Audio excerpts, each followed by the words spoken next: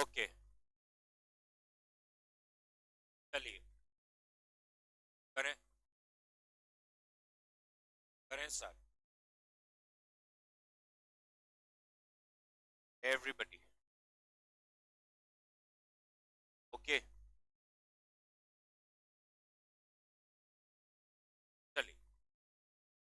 Last session we did SA 230 audit document. हमने समझा कि भाई ऑडिट डॉक्यूमेंटेशन डेफिनेशन, अगर आपको याद है कुछ बाद हमें क्लियर हो गया कि भाई इंटेंशनली वो ऐसा भी बोलते वर्किंग पेपर्स। आपको कंफ्यूज नहीं होना है, आपको ये समझ में आ गया है कि ऑडिट डॉक्यूमेंटेशन और working are one and the same.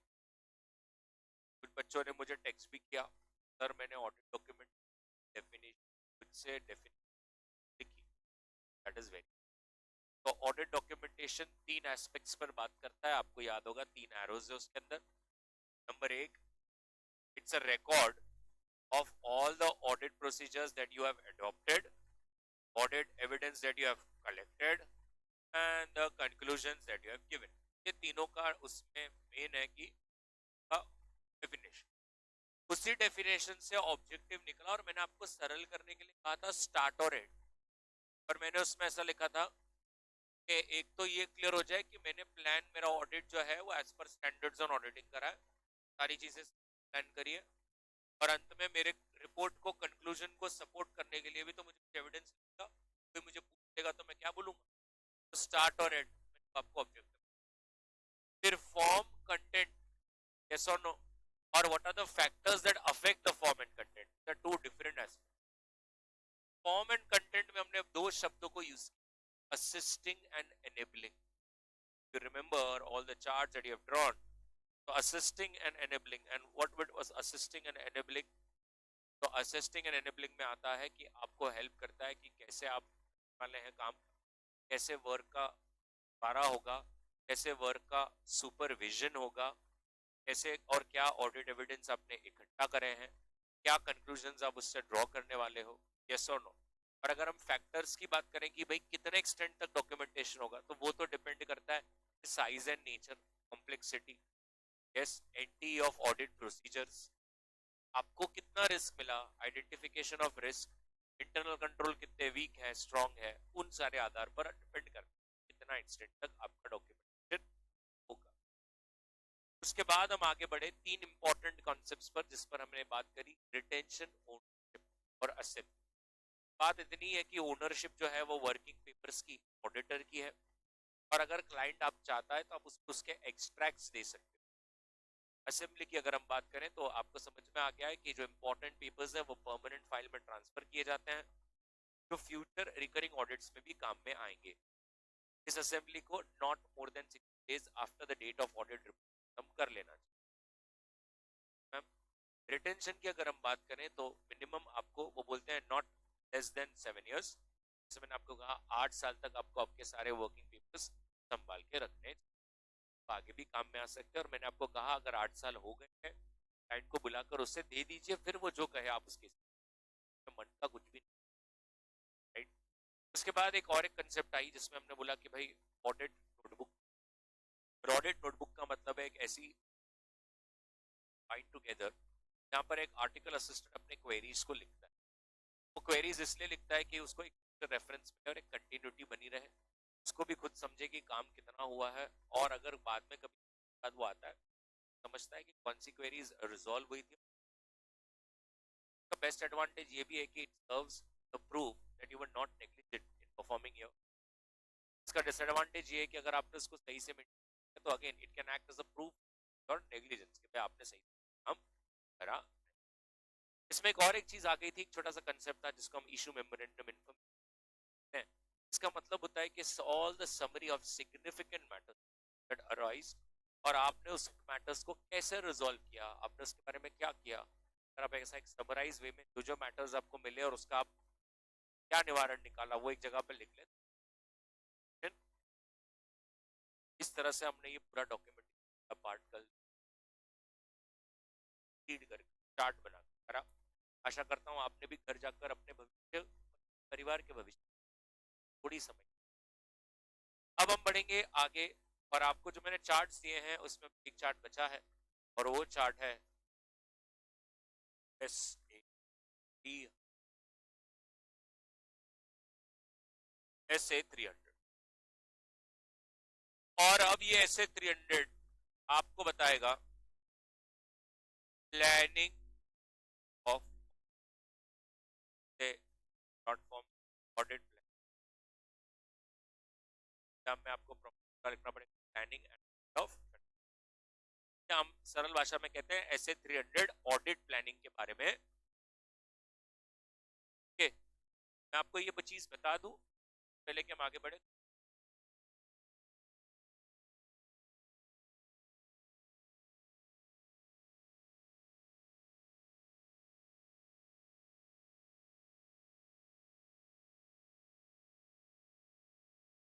ये हैं 2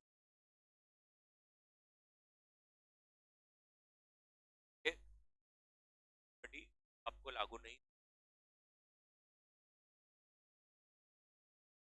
है, है, है। आपने 2 कर लिया है तो 10 कर लिया है, 2 कर लिया है, और 260, 265,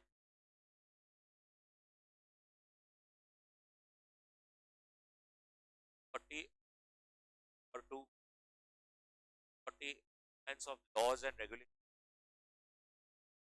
और के ऊपर एक स्टोरी।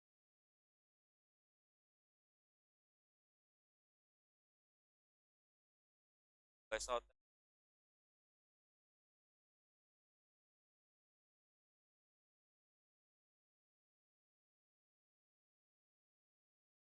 क्वालिटीज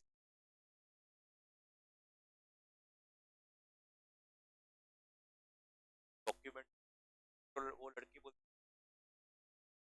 फ्रॉड तो नहीं और करूंगा 60।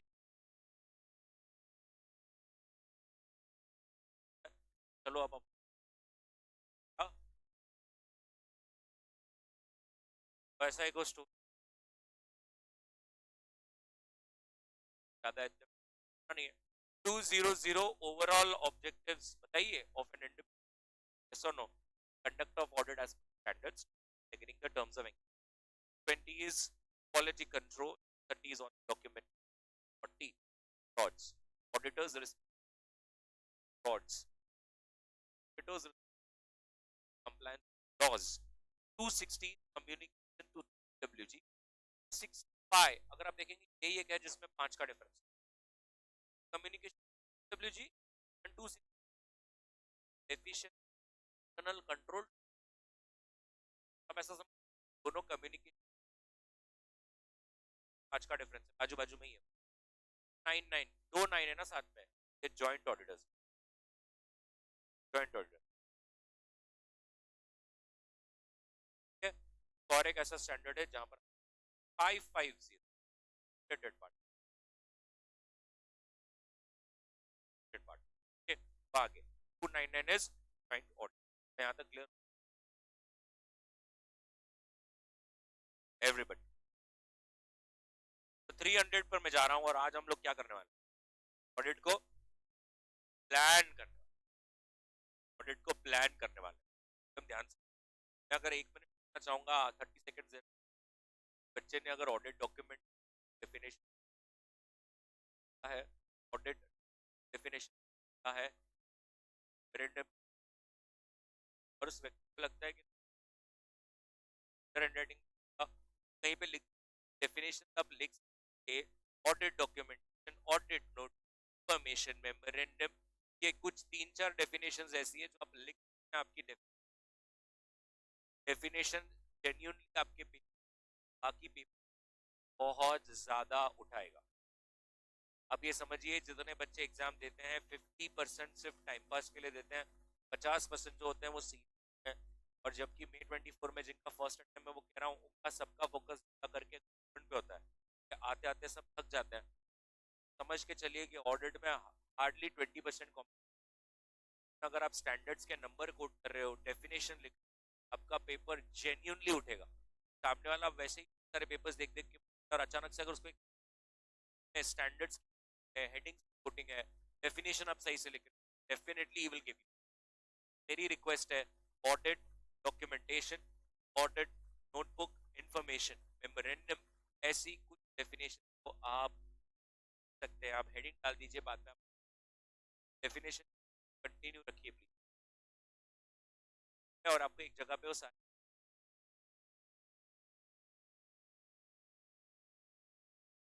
चलिए।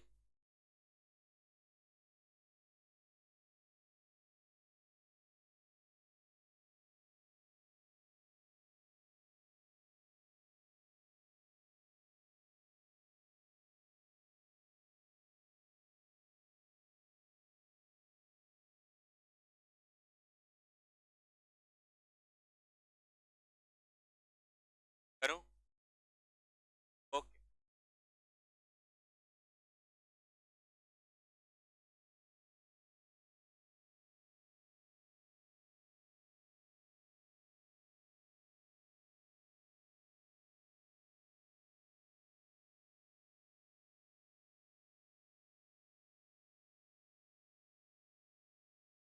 चलिए, अब सबसे पहले हम बात करने वाले प्लानिंग। आज का टॉपिक प्लानिंग। आपको क्या लगता है अब प्लान क्यों करना? ठीक है, आप अपने एग्जाम के पर्सपेक्टिव से जवाब दीजिए, मैं उस पॉइंट को ऑडिट में कन्वर्ट करूँ।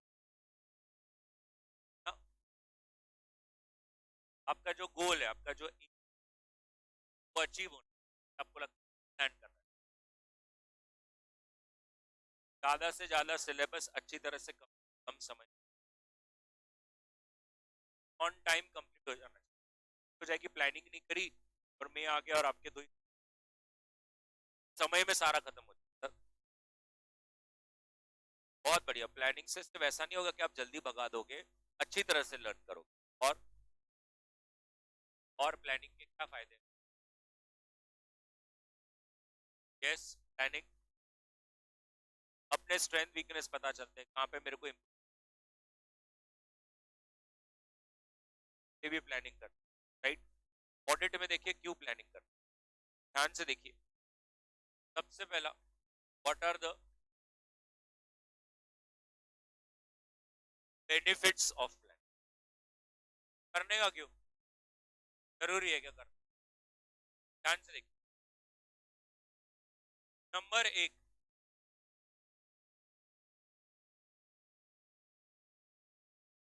सारी एरियाज को आप सही से, ऐसा ना हो जाए कि कुछ चीज हाथ में छूट।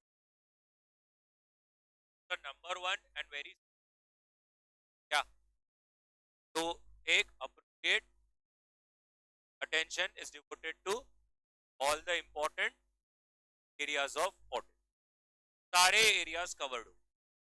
तो सिंपल है, सही है, सारे सब्जेक्ट्स को आपको समय देना पड़ेगा, राइट। अब ऐसे एक को दोगे तो कैसे? पर टू, प्रॉब्लम्स का जल्दी पता चलेगा तो जल्दी आइडेंटिफाई जल्दी होगा, प्लानिंग होगी तो। प्लानिंग नहीं होगा तो फिर नहीं होगा। Yes, everybody. नंबर तीन, मैनेजमेंट अच्छा हो, हम सबको मैनेज कर पाएंगे, बराबर से मैनेज होगा। नंबर चार, बड़ी प्लानिंग से ही समझेगा ना ऑडिट पे किसको भेजना। अपने पास, अरे यार ये ऑडिट आईटी, यस, तो प्लानिंग से समझेगा कौन है वो अप्रोप्रिएट टीम मेंबर्स जिन्हें हमने काम देना। यस और no, attempt same story, the same story that gets every 6 months, जैसे ही रिजल्ट हो जाता है, कभी मैं article there's one standard doubt that comes up. Sir मैंने का नाम बहुत सुना है, बट वो फर्म जो है ना वो गर्ल्स को काम,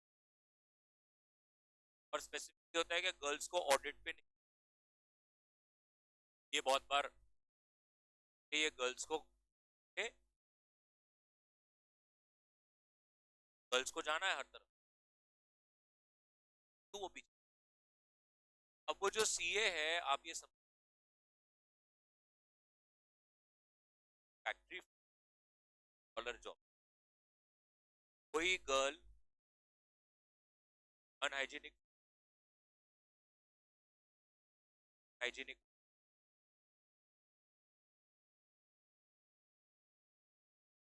यहाँ पे तेरा 500 जॉब्स है, and cockroaches, mouse, search roaming on the floor, वो नहीं बेचेगा ना आपको, क्यों बेचेगा? तो नहीं चाहिए, पता है उसकी एक डॉटर है, तो और की डॉटर को क्यों बेचेगा? बड़ा ऐसा हो जाता है, मतलब ऑर्डर मतलब ऑफिस में काय करायचं, बॉयज कैसे है,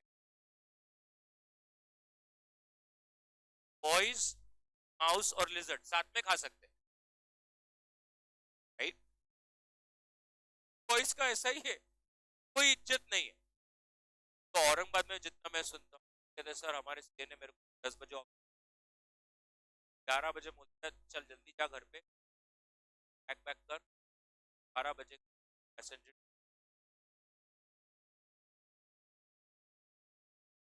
नहीं करा होता, उसको टॉयलेट के पैसेंजर ट्रेन में क्या आप ऐसे, तो प्लानिंग से समझ, बहुत बार ऐसा प्लानिंग से आपका proper organisation, delegation, supervision and, और सब सही चला तो कोऑर्डिनेशन नहीं है between us and other auditors, on branch auditor, internal auditors, yes, your experts का coordination, वो भी सही से। तो आप देखिए कितनी सारी चीजें सही से होगी।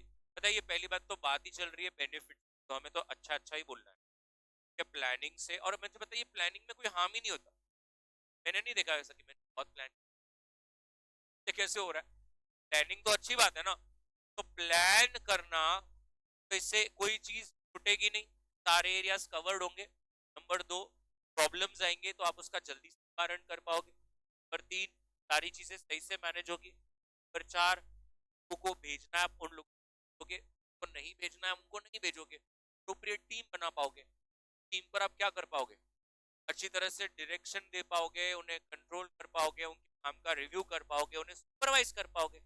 और एक ऑडिटर अदर ऑडिटर्स और एक्सपर्ट्स के साथ भी कोऑर्डिनेट, ये सब कब हो सकता है, जब आपकी प्लानिंग हो। अगर आपकी प्लानिंग नहीं होगी तो आपको पता ही नहीं चलेगा, भागा भागी का काम हो रहा है, एंड में पता चला रहे वो 4 चीजें देख, फास्ट हो रहा है तो आप किसी के काम को देख, जिसको जैसा चल रहा है वैसा चल रहा है, आपने भगा दिया, आपको लगता कंसल्टेशन चाहिए, एक्सपर्ट हेल्प चाहिए, अब समय नहीं है, तो आपने बिना एक्सपर्ट बिना कंसल्ट के ना अदर ऑडिटर्स को पूछे फटाफट फटाफट काम, आपने ऐसे लोगों को ऑडिट पे भेज दिया जिन्हें कुछ पता ही नहीं है, ऑडिट की क्वालिटी का तो बजना ही वाला है। प्लानिंग क्यों करना चाहिए, क्या यहाँ पर आपको समझ है? प्लानिंग में इसमें बताइए कोई ऐसा एक पॉइंट आपको लग रहा है कठिन है, क्लियर है एवरीबडी का, यस और नो?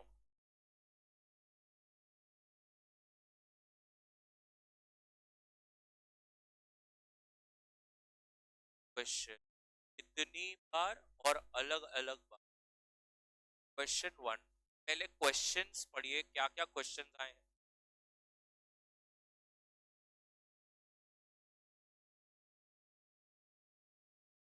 पहले क्वेश्चंस को पढ़िए, आपको समझेगा, देखो बार बार क्वेश्चंस।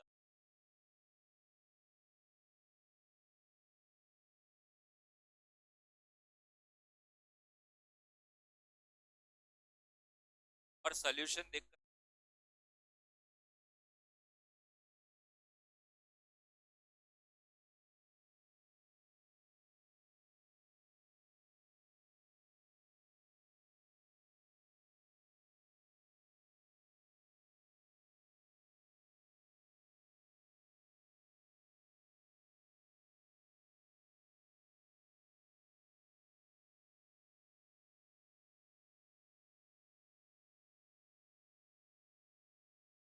सही है मेरा, पूरा सही से हुआ क्या, स्टार्ट से रह गया क्या, आशा है अपने आप डब्बे पे पेज नंबर क्वेश्चन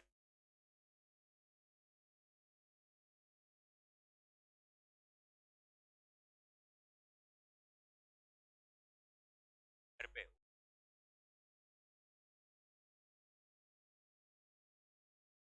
तो ये बेनिफिट्स ऑफ प्लानिंग में क्या आपने अच्छी तरह से लिख दिया क्वेश्चन नंबर, क्या पेज क्लियर हो गया बेनिफिट्स के, प्लानिंग क्यों करनी चाहिए? यस। अच्छा, अभी इधर देखिए, क्वेश्चन का क्या बोलना है, आप मुझे देखिए मेरा क्वेश्चन, क्वेश्चन टू कहता है प्लानिंग वन टाइम है कि कंटिन्यूस, ऐसा पूछ, मतलब वो कह रहे हैं कि क्या प्लानिंग ऐसे अभी आज प्लानिंग करी, फिर से कल भी प्लानिंग करनी पड़ेगी, 8 दिन बाद भी प्लानिंग करनी पड़ेगी, 15 दिन बाद भी प्लानिंग करनी पड़ेगी, हाँ या ना? The correct answer is planning क्यों करते रहनी पड़ती है, ऐसा क्यों होता है कि हम ऐसा क्यों बोल, ऐसा नहीं कर सकते कि एक काम करता हूँ आज कुछ भी काम नहीं करूँ, आज ही बैठ के 6 महीने का प्लान कर दूंगा बस खत्म हो गया, 6 महीना प्लानिंग, ऐसा क्यों? बहुत बढ़िया, सरकमस्टेंसेस चेंज हो रहे हैं ना, रोज सिचुएशन बदल रही है, आप रोज का टाइम टेबल बनाते हो कि नहीं, कि अगले हफ्ते में कल का दिन गया, ओ स्टार्ट, फिर एक नया, अब आज का तारीख है 20, फिर हो गए 2 दिन हो गए, ओ शिट टाइम टेबल गया फाट, फिर से नया टाइम टेबल। कितने लोग ऐसे रोज टाइम टेबल बनाते हैं, सच में, ऐसे झूठ नहीं बोलना, बहुत बढ़िया, मैं भी करता था, करते रहना चाहिए, करते रहना, राइट, बार बार करते रहना चाहिए, बट यू ऑन ट्रैक, काटते रहना चाहिए, करते रहना चाहिए। प्लानिंग इधर देखिए क्या पूछ रहा है, प्लानिंग कहता है is not a discrete but a continue, यहाँ पर आप देख रहे हैं और एक question, it should be further developed and revise, जब भी आपको ऐसा लगे, फिर से वो बोल रहा है planning is not discrete, continuous process, discuss कीजिए।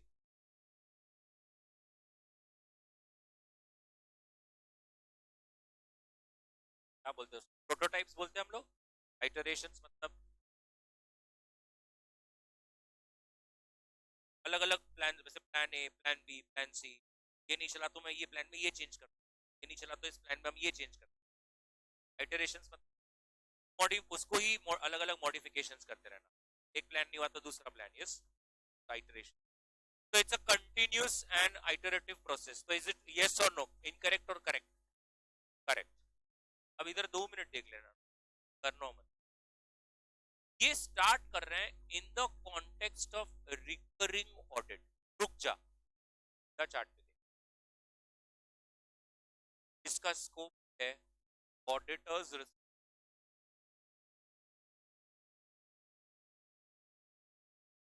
रिकरिंग ऑडिट हर साल का, तो ये स्टैंडर्ड एक ऐसा स्टैंडर्ड है तो रिकरिंग ऑडिट मतलब हर साल जब भी ऑडिट होता है, इस ऑडिट को कैसे प्लान करना चाहिए उसके बारे में बताता है, every time, every year audit starts, you have to use plan, you have to plan, are you getting this?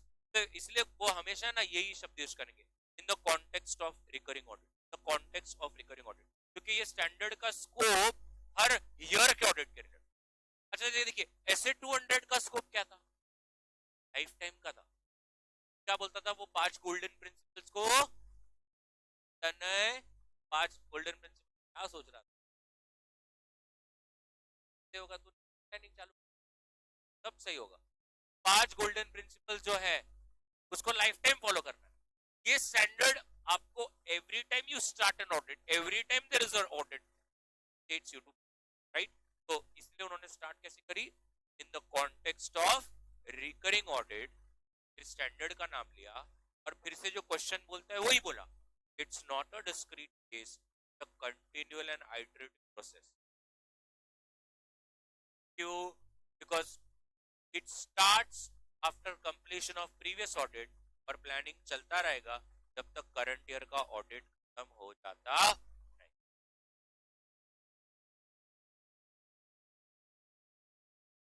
Example in चीजों में प्लानिंग कंटिन्यूस बेसिस तो कौन सा है? Number one, analytical process. What is the ratio? आगे भी आने वाला है. एनालिटिकल प्रोसीजर्स मतलब ratio analysis. Number two, general understanding of plan retrieve.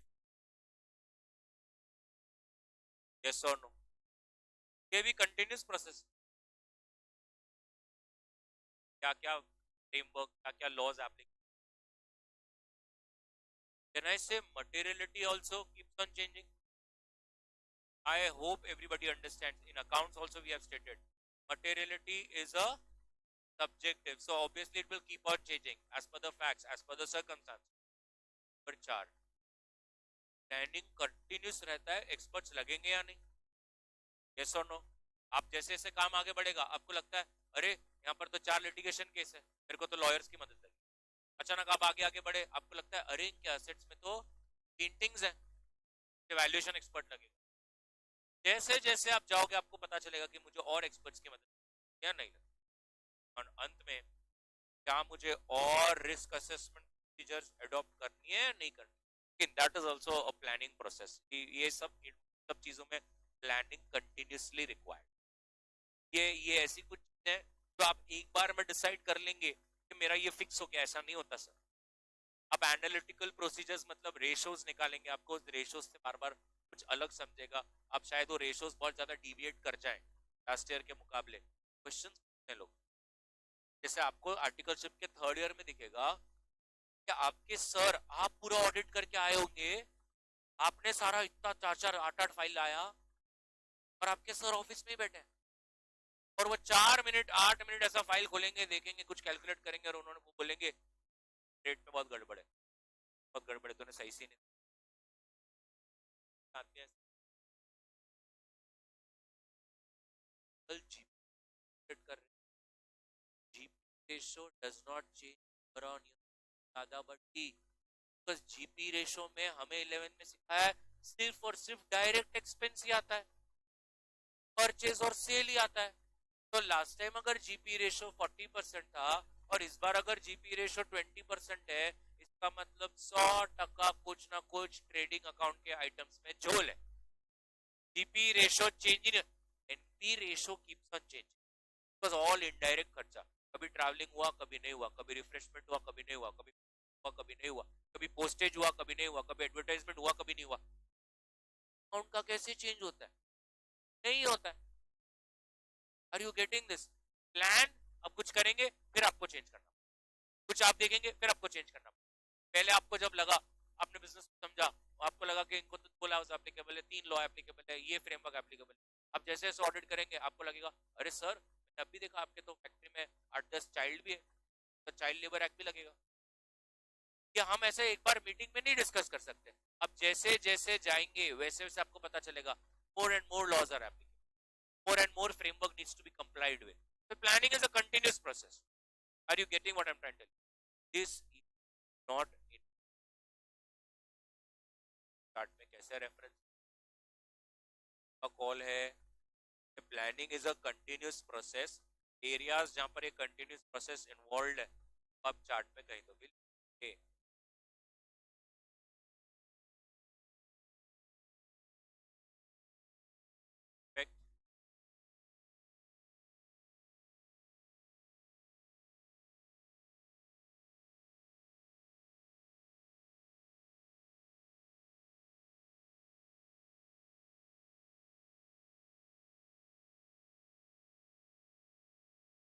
Question number 3.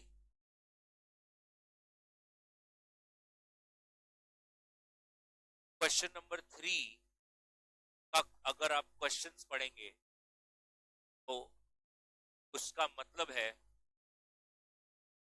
Various points जो प्लानिंग के वक्त ध्यान में रख. Factors to be considered while making a factors to be considered while making plan.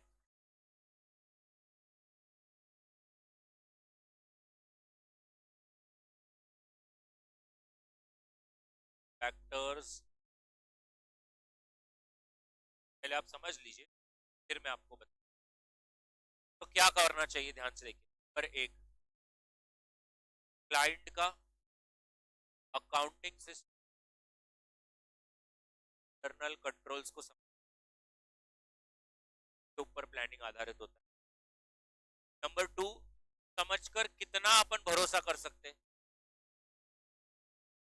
भरोसे पर आधारित होता है nature, timing and extent of audit process, और उसमें फिर आपको करना पड़ता है कोऑर्डिनेशन का भाषा। आपको ये समझता है कि नहीं? अब जब भी जाएंगे ना ऑर्गेनाइज इंटरनल डेफिनेशन,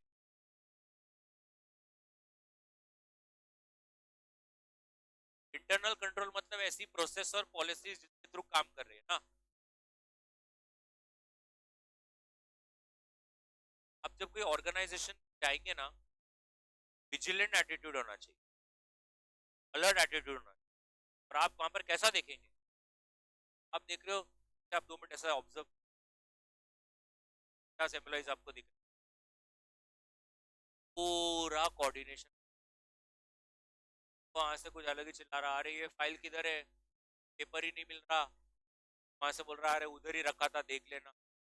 आप देख, यहाँ पे देख रहे हैं, सब बोल रहा अरे कल करता ना, 8 दिन से चल रहा है यार, कब साइन करेगा, गाड़ी निकले।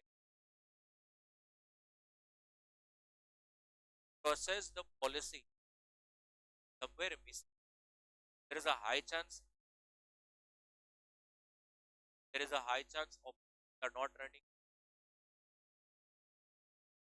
There is a high chance there may be law, and obviously there is a high chance you cannot rely on the financial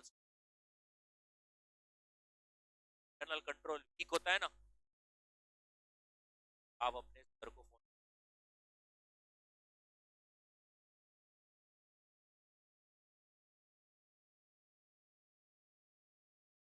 कर, यहाँ पे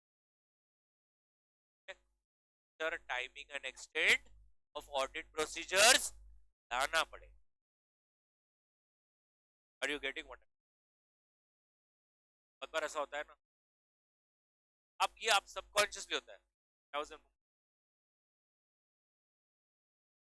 चल देखो बोल,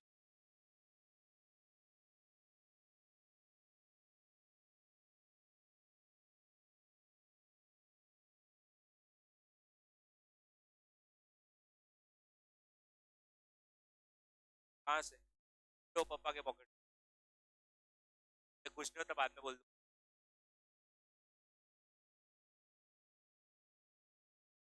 कंफर्म, आप समझ रहे हो? मैं आपको, मेरे को किसी और का नहीं समझाना, मेरे को आपको ऑडिट का समझाना। इंटरनल कंट्रोल का मतलब होता है तेरा लैप्सिस, और जब लैप्स होगा ना तो there is a high chance misstatement आ रहा होगा ड्यू टू एरर और फ्रॉड, और इसीलिए आपको आपका नेचर, टाइमिंग एंड एक्सटेंट बढ़ाना पड़े। आप बोलेंगे क्या, आप भी 8 महीने पढ़ाया, अब हमारे इंटर का क्या करना? आपके सर आपको याद होगी, मैं ऑडिट से सर हमें डायरेक्ट क्या बोलते, अप्रैल, अगस्त और मार्च, खास करके नवंबर, इतना ही चेक कर, trying to do it. He was making sure that we not focus on it. क्यों? मालूम है वो, तुमको पहले से पता है कि इसका इंटरनल कंट्रोल कैसा है। जब हम कुछ ऑडिट्स पे जाते थे ना, तो सर स्पेसिफिक बोलते थे एक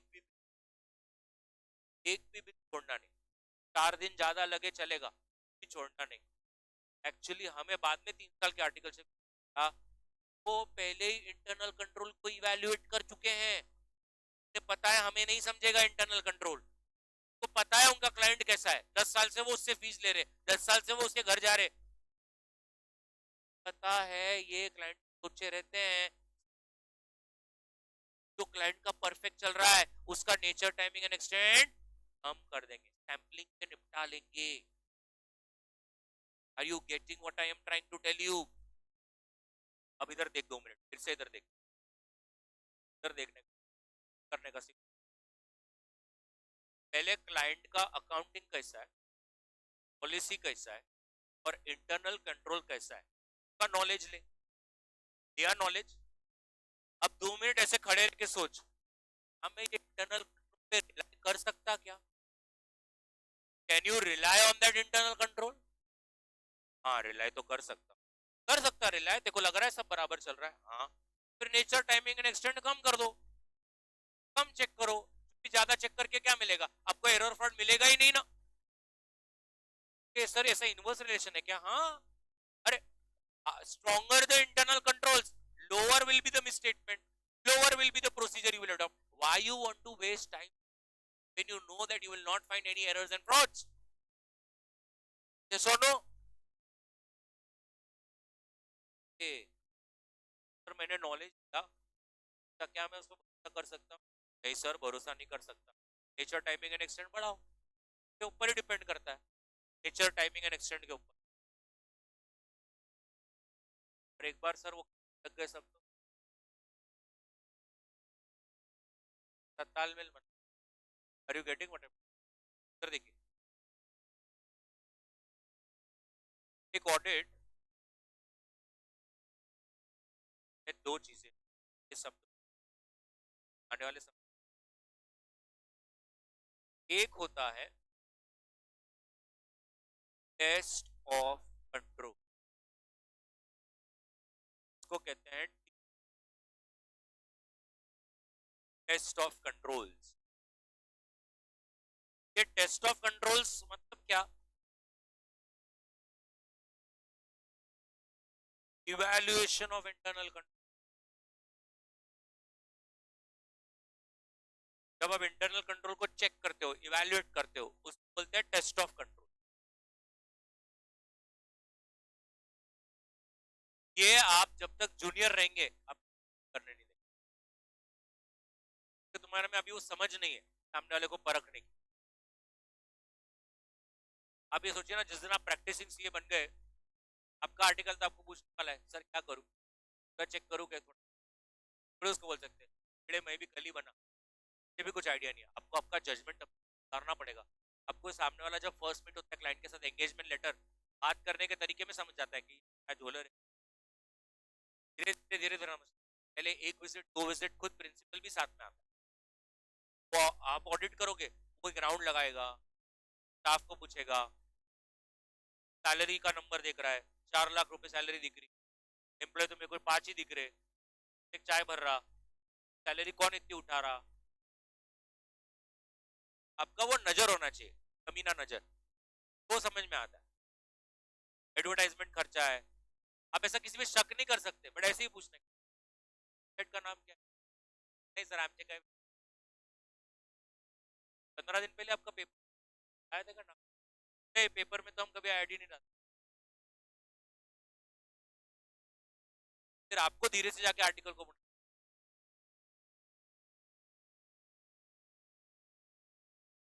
आपको अपने स्टाफ को जाके बार बार बोलना पड़ता है। फिर 1 audit 2 audit 3 audit, recurring audits के बाद प्लानिंग रिफाइन होता है। फिर आप ऑफिस में बैठे बैठे नए आर्टिकल को बोल सकते हो, ये देख वो मत देख ये मत देख। बोलते हैं इवैल्यूएशन ऑफ इंटरनल कंट्रोल, जिसको नाम दिया है टीओसी, टेस्ट ऑफ कंट्रोल। में चैप्टर है risk assessment and internal control, उसमें बोलो ना बडी। और फिर आता है सब्सटेंसिव, सब्सटेंसिव। अच्छा आपको मालूम है सब्सटेंसिव प्रोसीजर्स में क्या आता है? Vouching, verification and analysis.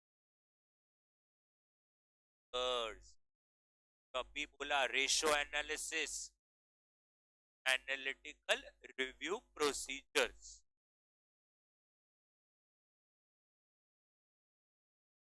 सुनो,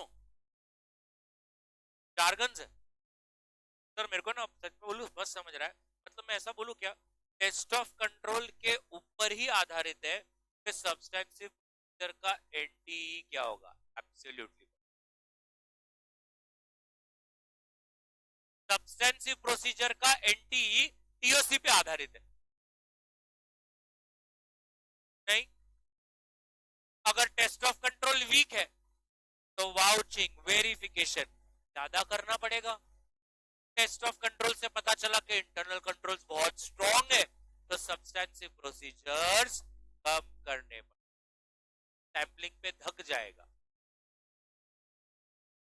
getting what I am trying to. तो जब हम बात कर रहे हैं एनटीई एनटीई एनटीई, कौन सी एनटीई भाई? Substantive audit procedures. Are you getting this? Sir ये वाउचिंग और वेरिफिकेशन दोनों को बोलना होता है टेस्ट ऑफ डिटेल्स। ये वाउचिंग और वेरिफिकेशन को साथ में कहते हैं टीओडी, टेस्ट ऑफ डिटेल्स। ने बोला क्या चल रहा है? Test of details. Vouching verification चल रहा है। सर वाउचिंग मतलब पीएनएल के आइटम्स, वेरिफिकेशन का मतलब बैलेंस शीट के आइटम्स। तो as a article in the first year of your internship आपको क्या करने देना? आपको वो टीओसी देंगे, टीओडी देंगे कि एआरपी देंगे? आपको सिर्फ मिलने वाला है टी, आपको एआरपी तक भी नहीं देंगे, टीओडी। जितना बड़ा फर्म जाएगा उतना काम जो है वो कम। बहुत ही बड़ी फर्म में गए, होता है कुछ बच्चों, तो आपको सिर्फ और सिर्फ इनिशियली मिलेगा। तो मुझे बैलेंस शीट का देखना था, टाइम लगेगा। तेरे डेडिकेशन पे आधारित, डेडिकेशन बता रहे रात में 2-2 बजे तक काम करने को तैयार है क्या? हाँ जी कर रहे कैसे? वेरिफिकेशन। और सर वो मीडियम साइज फर्म में तो कुछ भी नहीं है ना, लोग ही नहीं है। चाय पढ़ने से लेके झाड़ू पटका मारने से लेके वाउचिंग वेरिफिकेशन टीओडी एआरपी सब तेरे को ही करना है जो तुम कर सके। हो सकता है वहां पे उन्हें एआरपी क्या पता भी ना हो। आप बोल दो सर मैं एआरपी करूँ, सर बोलेंगे माय गॉड, का फोटो ले मंदिर में लगा करिए, मत ना बोल रहे, कर सकते हैं। क्या ये बात समझ में आ रही है एवरीबॉडी? तो प्लानिंग में आप क्या समझते हो, क्या प्लानिंग करनी है आपको, क्या प्लानिंग करनी है? अभी मैंने बोला मैं कितना भी स्टोरी दे दूं, ज्ञान दे दूं, तुम ऐसे ब्लैंक पेज लेके बैठ जाते मेरे सामने। क्या प्लानिंग करना है? पहले तो क्लाइंट का accounting system, process, policy, internal control जाके देख। देखने के बाद अपने आप को सवाल पूछ, क्या वो रिलायबल है? अगर है तो एनटी को कम कर, नहीं तो एनटी को बढ़ा। और एक बार एनटी हो जाए तो चलो कोऑर्डिनेशन शुरू करो, काम तो करो, प्लानिंग करके बैठना थोड़ी है, एग्जीक्यूट भी करना है। यस और no? The chart everybody, the factors that are affecting,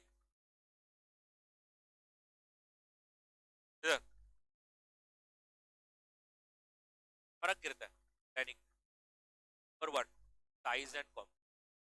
कितने लोग हैं यहाँ पे जो सुबह उठ के ब्रश करने के लिए प्लान करते हैं?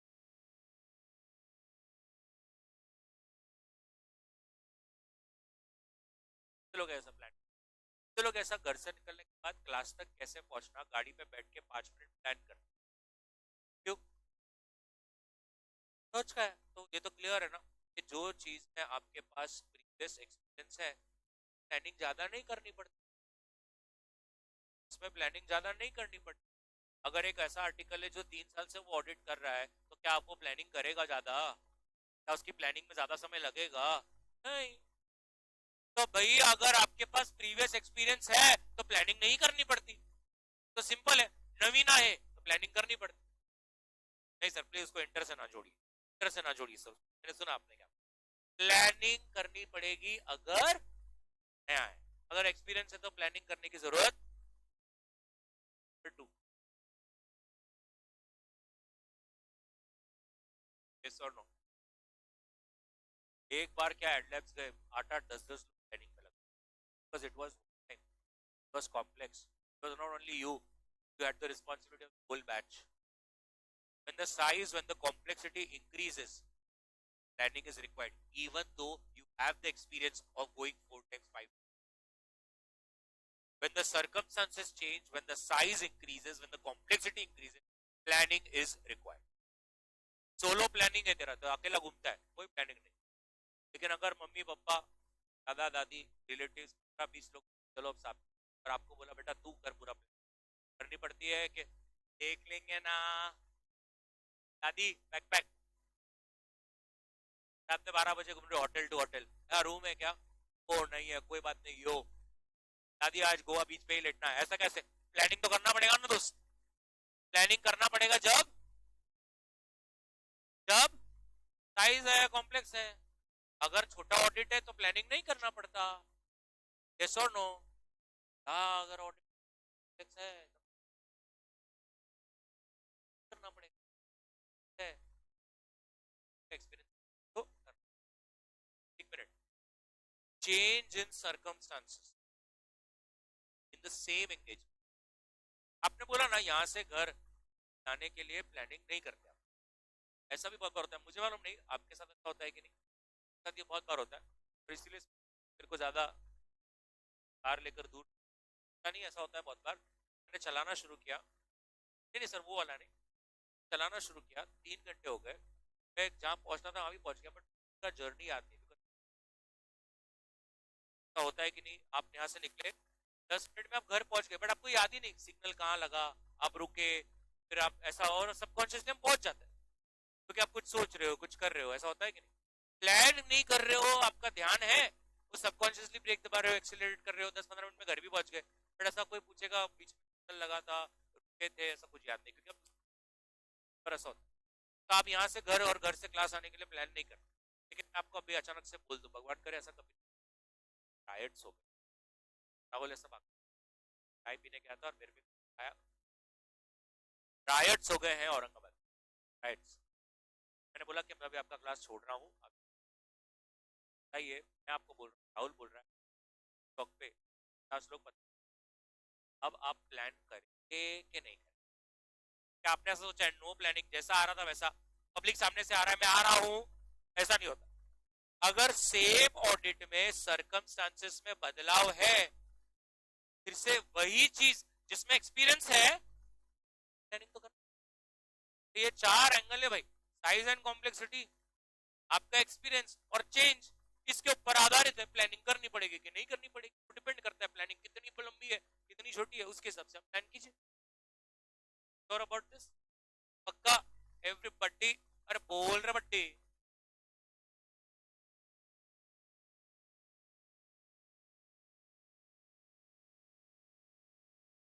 प्लान्स को बार बार डेवलप और रिवाइज करते रहना चाहिए. वो बोल रहे हैं बताओ हाँ या ना, हाँ या ना, करना चाहिए नहीं करना चाहिए?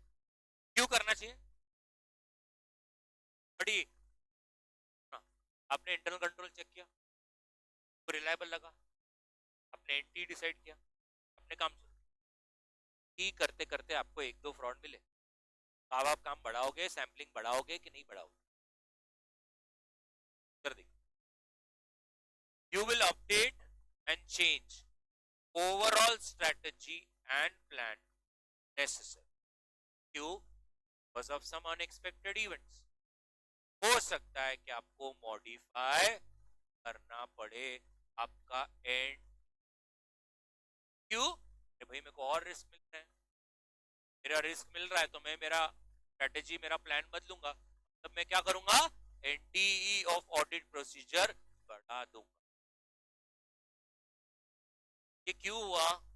मेरे को कुछ और भी इंफॉर्मेशन आई है, तो पहले इंफॉर्मेशन मिली थी उससे.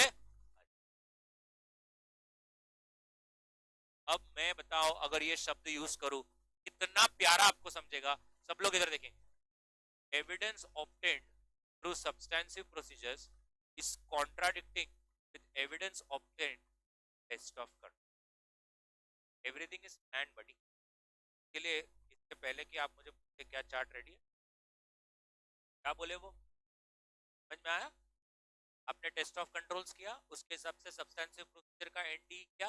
अब आप जब वाउचिंग वेरिफिकेशन कर रहे थे, अब अलग एविडेंस है, आपको लग रहा है मेरा तो इंटरनल कंट्रोल समझने में गलती हो गया, मेरे को लग रहा था कुछ भी फ्रॉड एरर नहीं है, तो बहुत हो रहा है। फिर आपको अपना प्लान, आपकी स्ट्रेटजी बदल देनी। Yes sort. और अगर आप देखेंगे ये मेरे चार्ट में डाल के रखा हुआ है, प्लानिंग एक्टिविटी, प्लानिंग एक्टिविटी। अब सब लोग स्क्रीन पे, मैं क्या बोल रहा हूँ, वो एक ओवरऑल स्ट्रेटेजी बनाओ जो प्लान के लिए एक रास्ता बनाए, फिर एक ओवरऑल प्लान बनाओ। एक minute, moral of the story, strategy macro level पे होता है, लेकिन उसको पूरा करने के लिए छोटे छोटे प्लान बनाने पड़ते। स्ट्रेटजी बस एक वेग तरीका है कि ऐसा काम होगा, लेकिन फिर उसमें जो छोटे छोटे माइलस्टोन्स बनाने पड़ेंगे वो है plan. Are you getting what I am trying to tell? अच्छा, मैं आपको आगे का सस्पेंस बता दूं। प्लान के नीचे होता है छोटा छोटा प्रोग्राम। प्रोग्राम में ये तक लिखा जाता है कौन से टूल्स, कौन से टेक्निक्स और कौन करेगा और कितना करेगा। प्रोग्राम में ये तक बताया। पहले होता है स्ट्रेटेजी, होता है प्लान, फिर होता है प्रोग्राम। क्लियर है? तो यहाँ पर एक मिनट, फर्स्ट पॉइंट क्या बोलता है? क्या बनाओ? स्ट्रेटजी। फिर क्या बोलता है? क्या बनाओ? Audit plan. और फिर थर्ड पॉइंट कहता है कंटिन्यू चेंज करिए स्ट्रेटजी भी और प्लान भी अगर कोई अनएक्सपेक्टेड चेंजेस आ।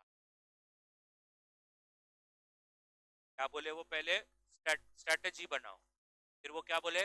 छोटे छोटे प्लान बनाओ, और फिर वो कहते हैं कि आप स्ट्रेटजी भी और प्लान भी दोनों चेंज कर सकते हैं अगर आपको कुछ अनएक्सपेक्टेड चीजें सामने आती है तो।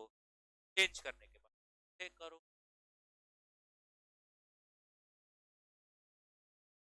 बच्चों ने सामने लिख दिया होगा क्वेश्चन।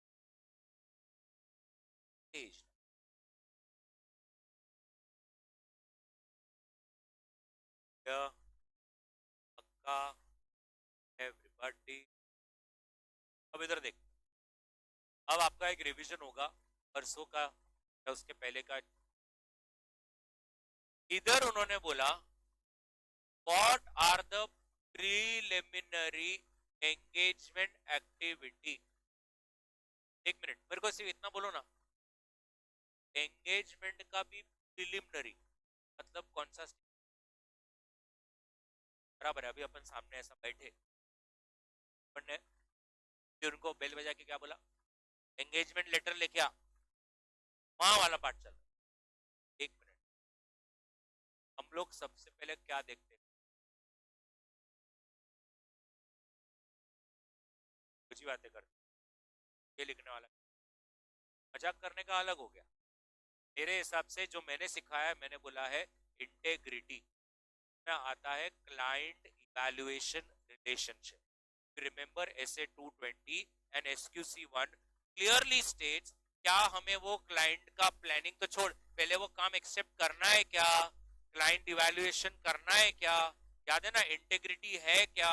वो क्लाइंट जो आया है वो दूसरा CA को क्यों छोड़ के आया है? और दूसरा हम देखते हैं एथिकल आई आई है, ग्रीड और नो। अगर आप देखेंगे एक भी पॉइंट आपको अलग नहीं होगा, सब लोग सिर्फ स्क्रीन पे देखेंगे। अप्रोप्रिएट प्रोसीजर कौन सी? Acceptance and continuance of relationship. बोल रहे पहले तो क्या आपने SA 220 का क्लाइंट इवैल्यूएशन एक्सेप्टेंस वाला रूल फॉलो करा क्या भाई? तो तुमसे तुम्हारे साथ काम करना है कि नहीं करना, पहले आपने वो चेक करा क्या? करना पड़ेगा ना। क्या करना पड़ेगा? जब भी कोई नया क्लाइंट आए, एदर टू कंटिन्यू और ये सोचना है। पुराना क्लाइंट है तो क्या उसके साथ और एक साल कंटिन्यू करूं, वो भी देखूंगा। और नया क्लाइंट है तो वो एक्सेप्ट करूँ कि नहीं वो सोचूं, क्या इतना क्या सोचने का रहता, अरे इंटेग्रिटी ये तो देखना पड़ेगा ना यार कि वो मेरा जो क्लाइंट है वो ऑनेस्ट है कि नहीं, अगर वो झोलर है तो मैं क्या को उसके साथ जाऊंगा। पर याद है ना, एक मिनट, ये बहुत बढ़िया, अपनी कॉन्फिडेंस नहीं है, क्लाइंट बहुत बड़ा है, या तो अपन बहुत बड़े और क्लाइंट बहुत छोटा है, काय को टाइम पास करते। मेरे पास वो कॉन्फिडेंसी है क्या, मेरे पास वो टीम है क्या जो मैं ये मैटर्स को देख पाऊं, सोनो। और आखिरी, वो जो ऑडिटर को छोड़ के आया है भाई उसको भी करना पड़ेगा कम्युनिकेशन विद प्रेडेसर ऑडिटर। ये सबसे पहला पॉइंट होता है जब भी कोई आता है। तो बात ये कहां पर हो रही है, प्रीलिमिनरी एंगेजमेंट एक्टिविटी में क्या प्लान करते हैं, ये सब प्लान करते हैं कि यार नंबर वन, मेरे क्यूसीपीपी में बोला गया है, मेरे एसए 220 में बोला गया है क्लाइंट इवैल्यूएशन एंड एक्सेप्टेंस, मैं उसको फॉलो कर रहा हूँ क्या, मैं फॉलो कर रहा हूँ मतलब क्या, एग्जिस्टिंग क्लाइंट है तो क्या उसके साथ और एक साल आगे कंटिन्यू करना है क्या, और नया क्लाइंट आया तो वो एंगेजमेंट को एक्सेप्ट करना है क्या। वो अगर मुझे चेक करना है तो सर मुझे क्या देखना पड़ेगा, क्लाइंट ऑनेस्ट है क्या, क्लाइंट तो बहुत ऑनेस्ट है रे, क्लाइंट बहुत बड़ा है, अपनी औकात नहीं, और वाइस वर्सा, काय को भी टाइम पास कर, बोलो सर सॉरी नहीं हो पाएगा, फिर दूसरा सीए पकड़ लिया, तो बहुत ही हाँ बोल दिया, आपको इसका इंटीग्रिटी भी अच्छा लग रहा है, आपको लगता है इसका कंटिन्यू भी करना है, आपको लगता है हमारा तालमेल है, मेरे पास भी स्किल्स है, मैं कर लेगा, फिर एक काम कर, उसको इतना पूछ सर पहले किधर थे, वो क्यों छोड़ा, तो समझ लो, हो सकता है वो सीए का गलती हो सकता है उसका गलती हो, आपको मालूम पड़े अगर इसका ही गलती है तो ये तो आपको भी धोखा देगा जैसे उसने उसको दिया, फिर ऐसे वक्त में उसको एक्सेप्ट नहीं करना चाहिए। ये फर्स्ट पॉइंट है। परफॉर्मिंग प्रोसीजर्स रिगार्डिंग, हेडिंग में कितना मस्त लिखा है, कंटिन्यूएंस ऑफ रिलेशन करना है कि नहीं, दैट्स द फर्स्ट थिंग ना, और ये हमारा पहले हो गया कहां पर, 220 और एसक्यूसी। नाउ अब बारी आई किसकी, एथिकल रिक्वायरमेंट्स और इंडिपेंडेंस, यस और नो। तो आपने तो क्लाइंट को एक्सेप्ट कर लिया, अब आपको क्या भेजने हैं वहां पे, आम या आदमी, वेरी गुड आम आदमी, अब आपको आम आदमी भेजना है तो आपको मेक श्योर करना है कि वो ऐसा ना हो जाए कि वो क्लाइंट का बेटा ही अपने आप इंडिपेंडेंस चाहिए, आपको ऐसे लोग चाहिए जिनका उसके कंपनी से कोई लेना देना नहीं। तो आप अब इवैल्यूएट कीजिए ethical requirements and independence, don't shout, raise your hand. यहाँ पर इंडिपेंडेंस जो डेफिनेशन है, कौन सी वाली डेफिनेशन, माइंड, यस, पेरेंट्स नहीं, माइंड वाला, भाई आप ऐसा जजमेंट लें जो किसी के थिंकिंग से इन्फ्लुएंस ना हो, यस और नो, किसी के विश के ऊपर आप ना चले, मेक श्योर करें। एंगेजमेंट पार्टनर को रहना है डर, और हमेशा ध्यान रखना है कि नॉन कंप्लायंस ना हो जाए एथिकल रिक्वायरमेंट्स का by the members of team. Perfect है। अच्छा कभी ऐसा हो गया कि अरे ये तो इसके ही पप्पा निकले, अपना पास एक आर्टिकल था वो उसका ही बिजनेस, कहता है अगर ऐसा कभी नॉन कंप्लायंस मिला कंसल्ट कीजिए फर्म में और अप्रोप्रिएट एक्शन, क्या एक्शन लेंगे, हाँ से तुरंत काम उसका छुपा देंगे, ऑडिट पे उसको, यस। एंड लास्टली, सब सही है, आइए रिंग सेरेमनी करते हैं। The auditor will send audit engagement before the comments, avoid misunderstanding, दे रहे उधर देख क्या मैंने स्टार्ट में लिखा है, प्रिलिमिनरी एक्टिव, यस और नो, खुद ही देख सकते हो तुम लोग अगर तुमको, और मैंने कितना शॉर्ट में किया, इधर देखो, प्रिलिमिनरी में एक ये देखना पड़ता है जैसे 200 के हिसाब से एथिकल और इंडिपेंडेंस, 210 के हिसाब से एंगेजमेंट लेटर भेजना पड़ता है, और 220 के हिसाब से क्लाइंट कंटिन्यूएंस रिलेशनशिप। प्रिलिमिनरी में एक्चुअली 200, 210 और 220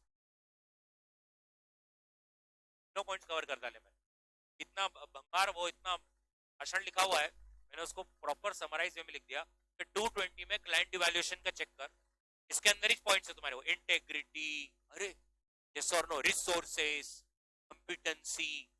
200 में आपका इंडिपेंडेंस का बात हो रहा है, और 210 में बोल रहा है एंगेजमेंट लेटर के साइन करके फिर ही काम शुरू करना, टू अवॉइड एनी। लर्न करने के लिए कितना इजी हो जाता है, प्रिलिमिनरी में 200, 210 और 220 एक एक पॉइंट याद, प्रिलिमिनरी, यस और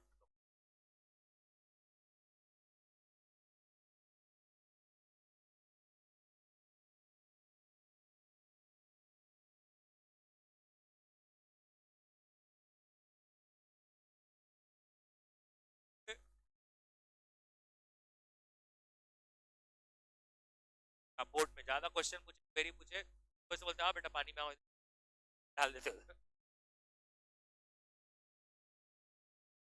ओके, यस, मेरे को तो यार मेरा करना है प्लानिंग और प्रिलिमिनरी, समझा क्या?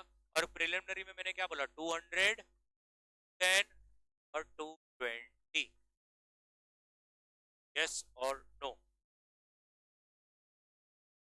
का एवरीबडी, ये तीन चीजों पर।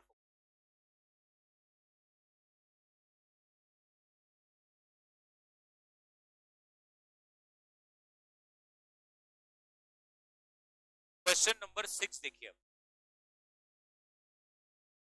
क्वेश्चन नंबर 6, अब प्रॉपर बात करना,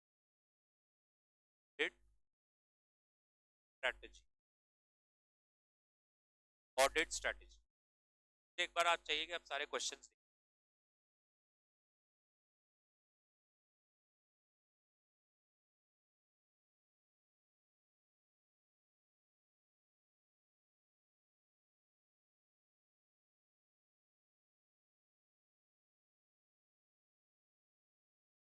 क्वेश्चन सेकंड सेकंड,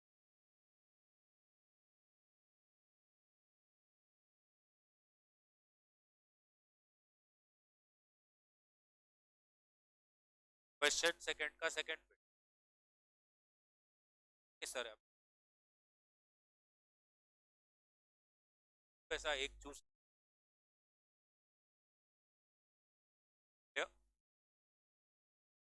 तो निकाल के उधर, चलिए ऑडिट स्ट्रैटेजी, पहले क्वेश्चंस पढ़ लीजिए।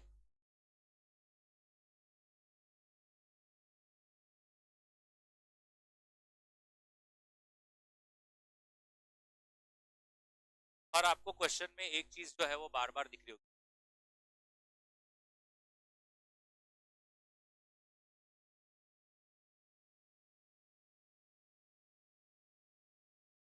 तो एक पर्टिकुलर कोर एरिया की स्ट्रैटेजी के ऊपर बात कर रहे हैं।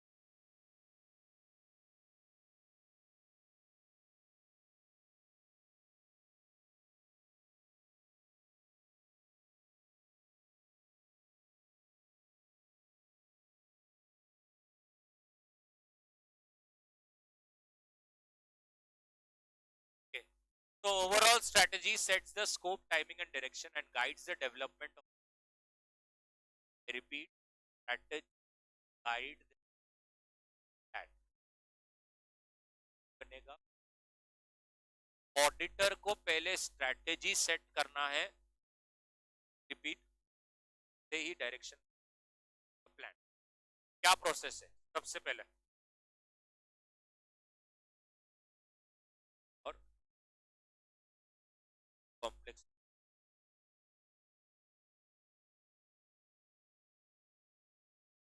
यस, एक्सपीरियंस लोग चाहिए, और दो एक्सपीरियंस के बाद कितने लोग चाहिए, आवर्स कितने रिक्वायर्ड,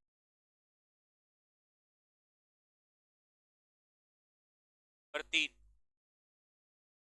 कब required, on cut off dates और बिफोर दैट, और चार का मैनेज डायरेक्शन और सुपरवाइजेशन। अगर आप हिंदी में पहले एक बार चाहिए तो हर पॉइंट के सामने लिख लीजिए। नंबर 1 क्या बात कर रहा है, एक्सपीरियंस के बारे में, बारे में बात कर रहा है, नंबर्स और आवर्स के बारे में बात कर रहा है, कोर और cut off date number one English में लिखना, quality, number two number of people, three when required, number four how are they managed.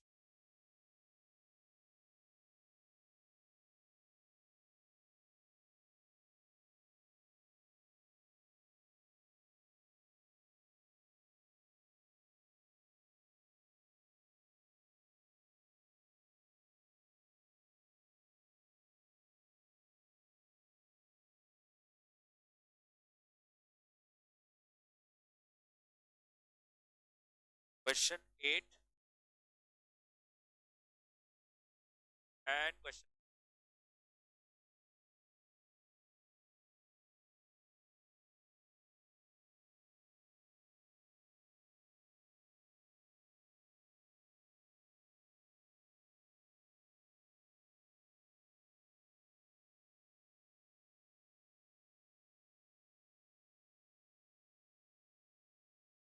9.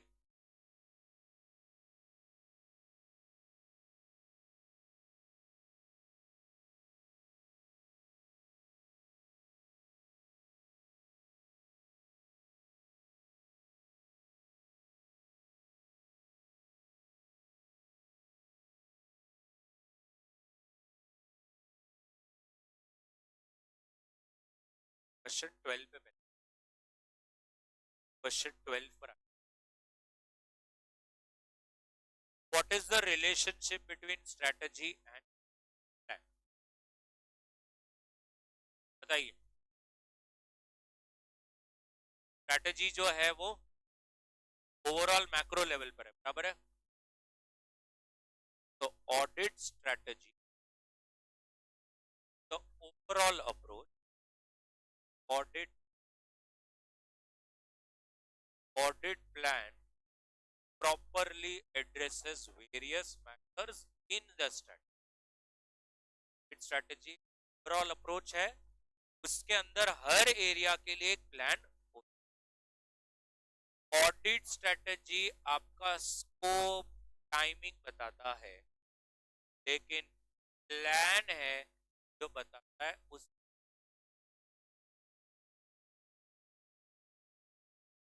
plan is for detailed strategy.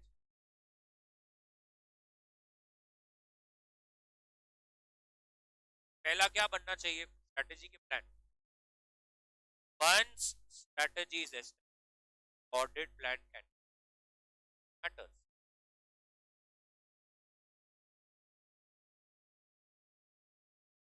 लोगों को याद है वो स्ट्रैटेजिक एसएम में स्ट्रैटेजी फॉर्मुलेशन, स्ट्रैटेजी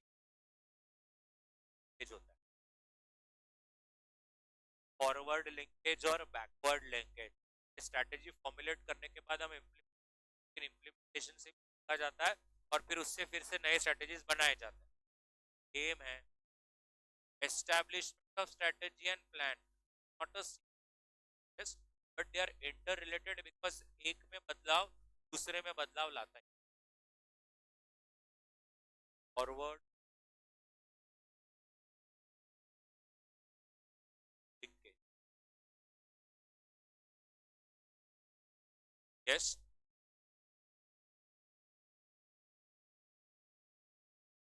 कहीं पर अगर आपको एक प्लान और लेफ्ट हैंड साइड में स्ट्रैटेजी, राइट हैंड साइड पहला point overall generalised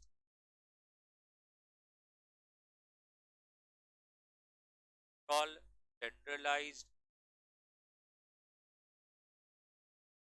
all generalized बाजू में every matter addressed in detail, every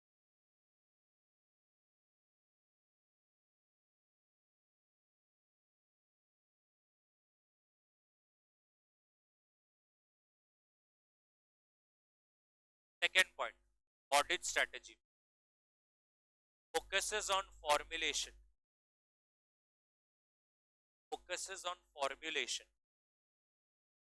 और इधर this is on implementation.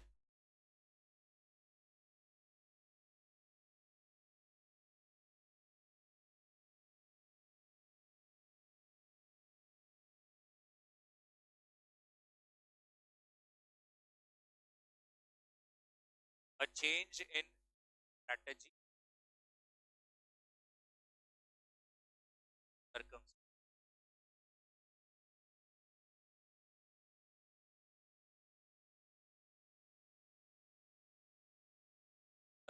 A change in audit plan, strategy.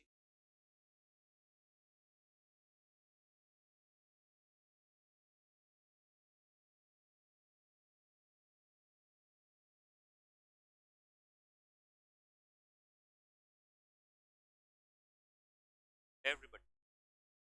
Now, there is something known as audit.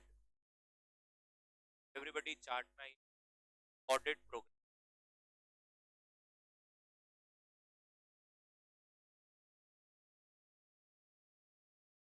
तो ये advantage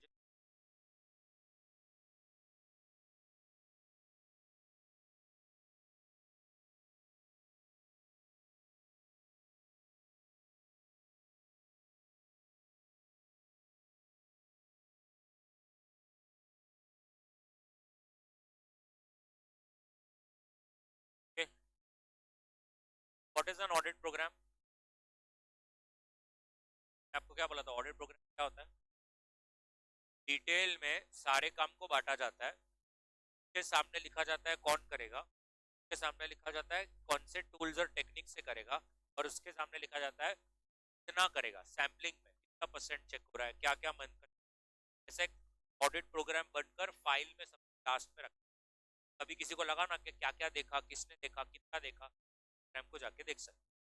पहले definition देख लीजिए, फिर एक स्टोरी से मैं आपको एडवांटेज पर एक, it is a series of verification procedures जो आप अप्लाई करेंगे get audit evidence. Audit evidence चाहिए। Audit program in other words is a detail plan, कैसे ऑडिट प्रोसीजर्स और अलग अलग जॉब करने हैं और अभी क्या आपने कभी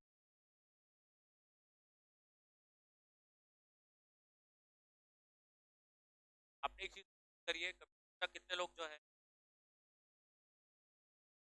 फ्रेंड के घर पे बन रहा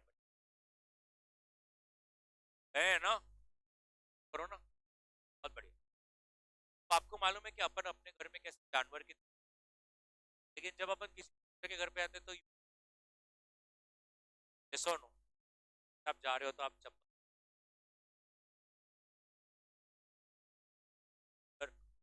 उधर, यस।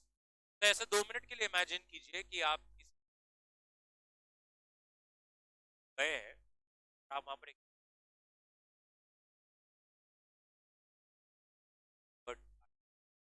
राइट, और वहां पर सब एंजॉय कर रहे हैं, वो आपका फ्रेंड का बर्थडे उधर ही है, तो उसकी मम्मी केक ला रही होती है उधर होती है, और एक्चुअल में सब अब ये देख रहे होते हैं कि का साइज है क्या, वो सबको पूरेगा क्या, हम ऐसा देखते हैं इधर इधर, ऐसा नो, और ये साइज कैसे बराबर है, और फिर धीरे धीरे हम लोग धक्का मार के जितना हो सके उतना आगे जाने बराबर है। अब जब केक कट हो गया है, क्या करती है,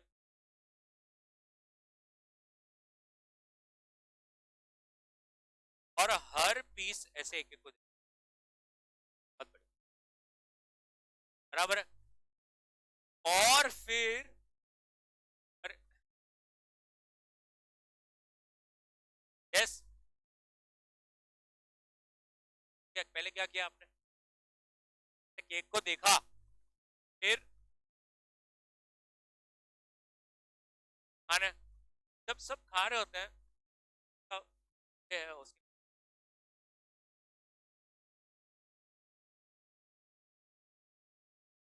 तो उनके हिसाब से उनकी अच्छी भावना से देख रहे हो, अपने मन में ना जानवर की तरह खाना है, फिर से ऐसे नहीं हो रहा है, राइट। अब इतने में ये गया था और वो पे गिर गया, और जो सूखा था वो प्रोसेस कर वॉश नहीं कर हाथ से,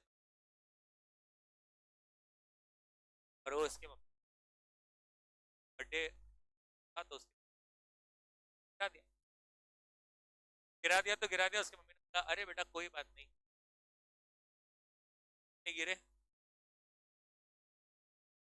मैंने बोला हरिओम जनांदरा, और आगे कौन है वो, क्यों लेके आया उसको। इसके बाद से अब उसको आर यू गेटिंग व्हाट क्या था आपका।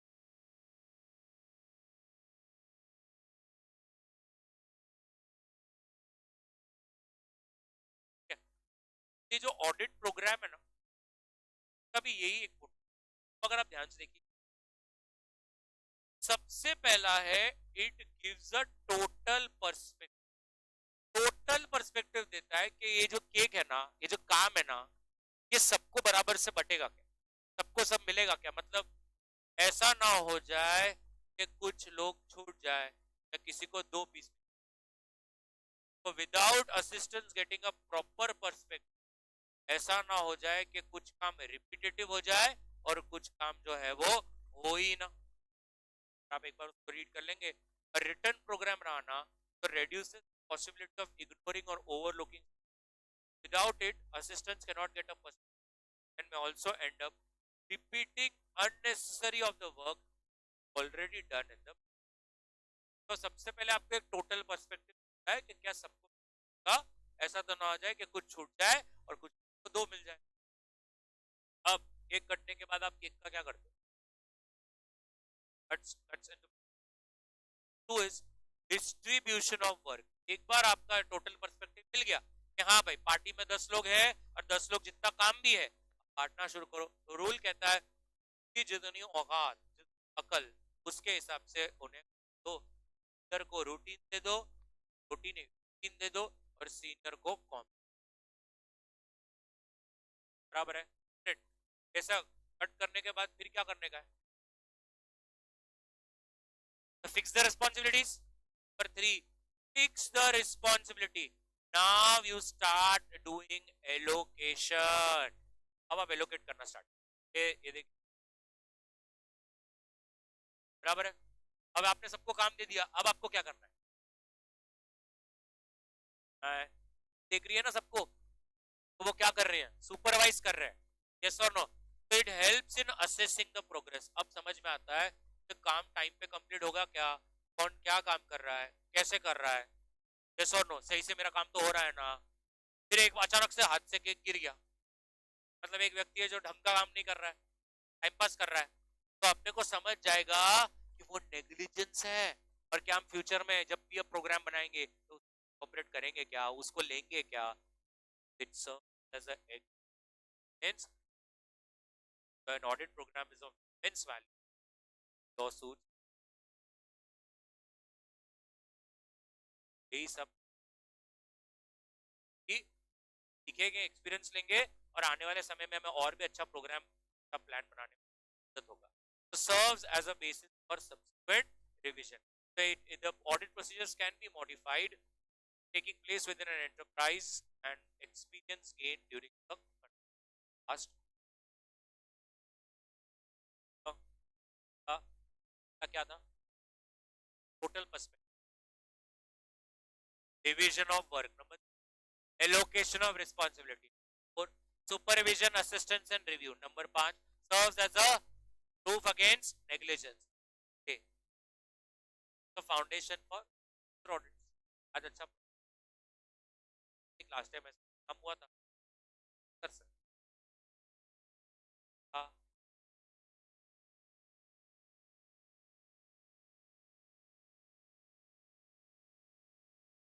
एडवांटेजेस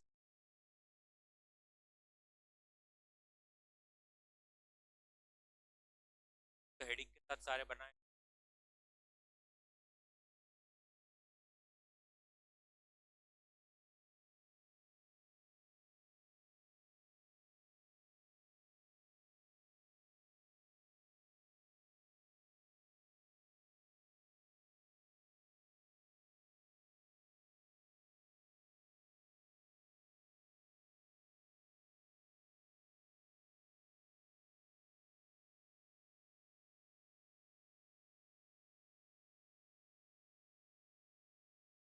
एक की स्टोरी में मेरे सारे पॉइंट वे में है वही सब, अगर आप ध्यान से पढ़, ऐसे एक हेडिंग वाइज आ गया सब। दैट में भी मतलब that will help you.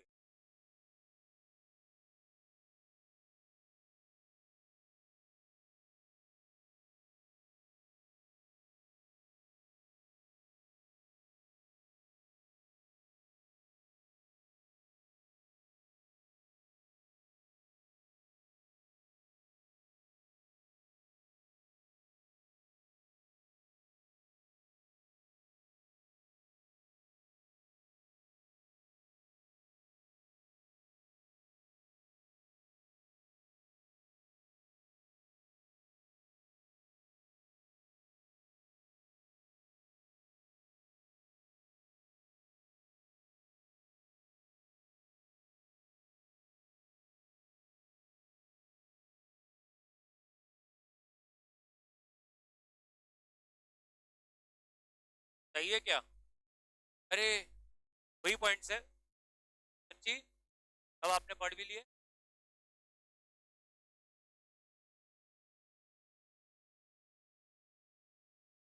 Disadvantages,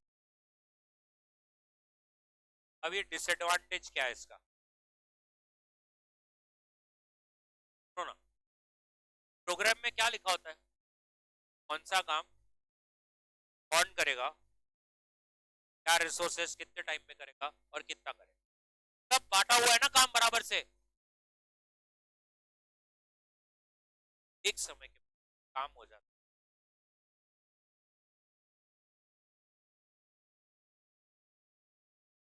तो ऐसा अब वही कर रहे हैं ना। क्रिएटिविटी कहाँ है? मेरे को बोल दिया, मेरे को एक ऑडिट भेज दो रिलायंस, मेरे को बोला वहां पे परचेज ही चेक करने का, परचेज कैसे, 1000 बिल है, सेम डेट, पार्टी का नाम, जीएसटी, डेट, चल रहा है, 1000 हो गए और 3000 बिल आ गए। ये अलग करने नहीं देते। मेरे प्रोग्राम के सामने क्या लिखा हुआ है, परचेज ये ही करेगा, तो एक टाइम के बाद वो काम क्या हो जाता है, मोनोटोनस, क्या अब एक व्यक्ति से एक चीज रिजिड हो जाता है, rigid. What is the rigid? No flexibility, no change, yes और नो। अब इसमें मजा कैसे आती है इधर, ये मिस्टर ए, ये मिस्टर, दोनों ऑडिट पे गए। अब ये देखिए, ये मानो या ना मानो,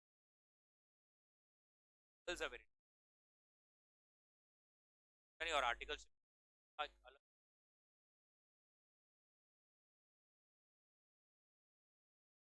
रेडी टू वेल, और क्या होता है नहीं उठ, क्या है, मैं अगर सर को जाके बोल रहा हूँ टीना गर्ल, उसका अभी तक आवाज नहीं निकला, वो बोल रही है सर आज काम खत्म, और तेरे को जाना है, तेरे को जाना मतलब मेरी बुला रही मुझे, मेरी मम्मी तेरा परवाह कर रही कि नहीं, फिर हम लोग को पहले गर्ल्स को करना, फिर हम सीनियर के पास जा सकते हैं। ये मैंने हमेशा से देखा है कि उनको एक आर्ट है, गर्ल्स भी एग्री करते हैं, काम मतलब, तो समझ के चलिए कि जो ये ए है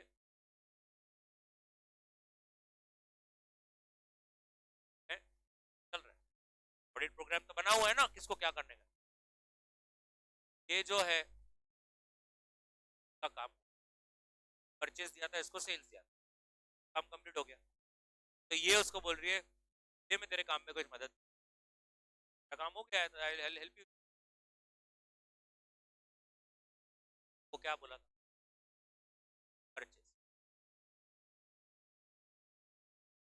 भूल कहता है कि जो लोग होते हैं कि इन भूख लग, उन्हें काम करने की धगस है, इच्छा है, पर आपके प्रोग्राम की वजह से क्या हो रहा है, ऊपर इरिटेशन आ गया हूं। और अभी उल्टा देखिए, ये प्रोग्राम में देखिए दो धारी डिसएडवांटेज, ये बॉय है, उसका काम हो गया, बोला ये तेरा काम हो गया ना, चल मुझे हेल्प कर, बहुत काम है। प्रोग्राम देख मेरा नाम किधर, मॉरल ऑफ द स्टोरी, ये इनएफिशिएंट स्टाफ को शील्ड करता है। वो इनएफिशिएंट लोगों को बोलता है मेरे को इतना ही बोला था, इन्हें कर दिया, अब मैं आगे कुछ करूंगा। तो inefficient staff procedures defend efficiency that no instructions were given. तो जितना बोला उन्होंने उतना ही किया, अब तुम उनको बोलेंगे और कर, तो वो बोलते हाँ, तो लॉ फॉलो करते हो। और अगर जो एफिशिएंट लोग हैं उनको और आगे काम करना है, ये ज्यादा उड़, तो एफिशिएंट वालों को करना है वो कर नहीं पा रहे, और इनएफिशिएंट वालों से कराना है तो वो प्रोग्राम को लेकर आड़े अड़ जाते।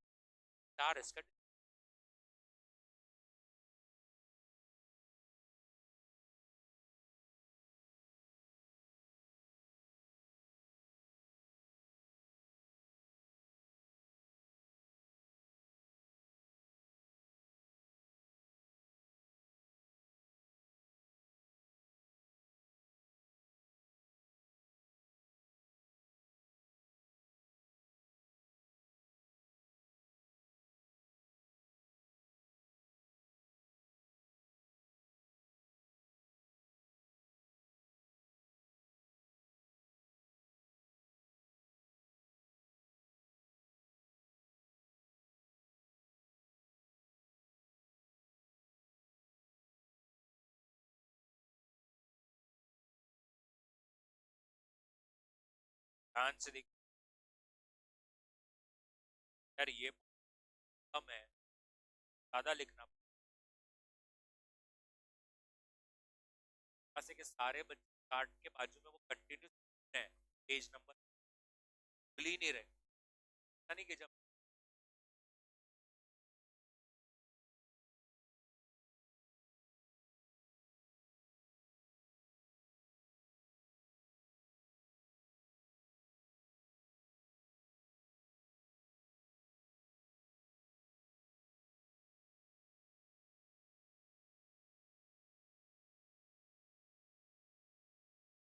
फिक्स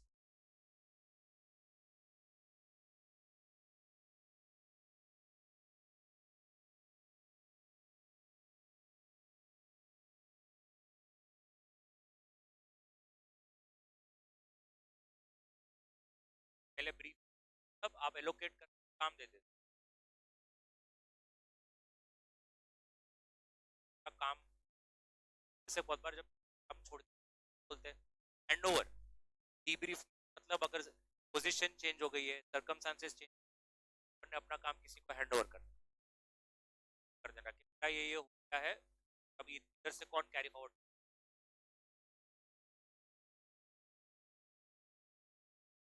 परफेक्ट बड्डी, बोल रहे बड्डी, क्या डिसएडवांटेज क्लियर है? ओके, तो अब आपको ऑडिट प्रोग्राम का, तब प्रोग्राम का एडवांटेज और डिसएडवांटेज क्या ये क्लियर एवरीबॉडी? अगर आप क्वेश्चन 6 देखेंगे तो ये बोलना,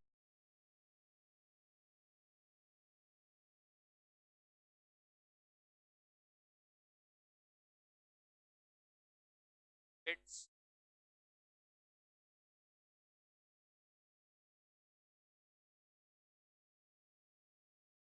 एक ही ऑडिट प्रोग्राम सारे बिजनेस कैसे सेम हो सकते? क्यों नहीं हो सकता? अरे कुछ बिजनेस छोटे हैं, कुछ बड़े हैं, किसी का इंटरनल कंट्रोल स्ट्रांग है, किसी का वीक है। एक ही ऑडिट प्रोग्राम अखंड सबके लिए कैसे आप लगा सकते? सबका अलग प्रोग्राम होगा। सबसे पहला, बिजनेस नेचर साइज और कंपनी अलग होता है। एक के लिए जो सुटेबल हो वो दूसरे के लिए नहीं हो सकता। प्लस इंटरनल कंट्रोल्स सबकी अलग अलग होती है, सबकी एफिशिएंसी, और इसीलिए ये सब वेरिएशंस के वजह से एक प्रोग्राम सबको लगा देना।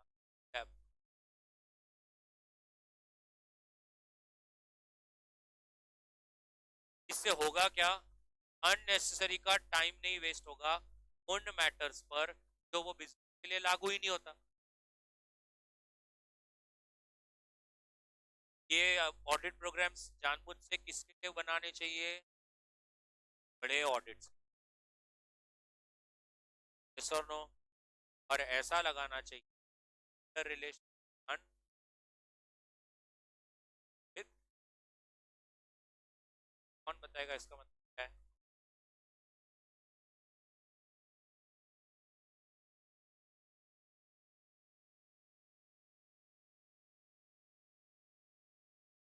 तो ऐसा होता है ऑडिट प्रोग्राम, एक कैश चेक कर रहा ना,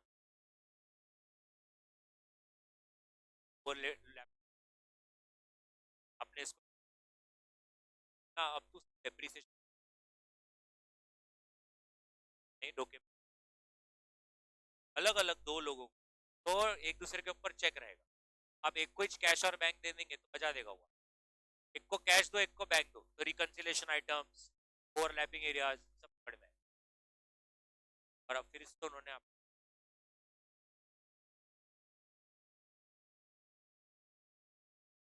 यही डेफिनेशन चौथा और पांचवा point is exactly same as question 13, आप यहाँ पर देख सकते हैं।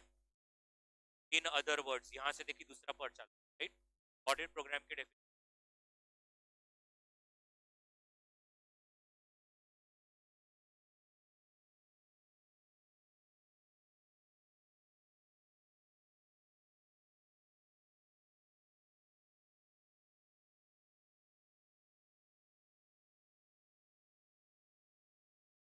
ऑडिट प्रोग्राम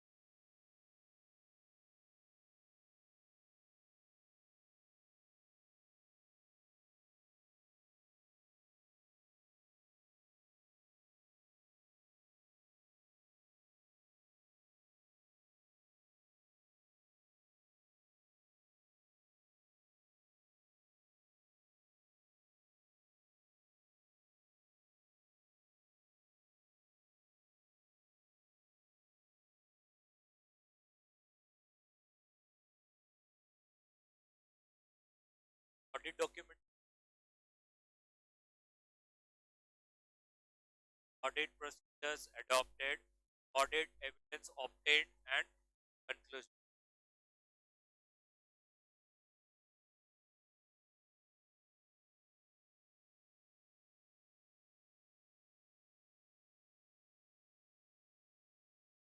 अब रटने भी काम।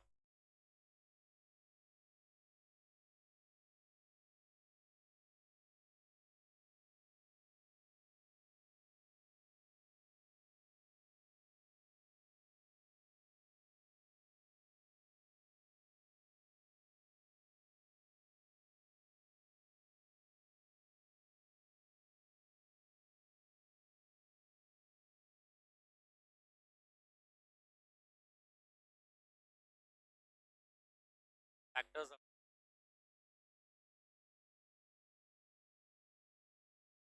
Experience, change in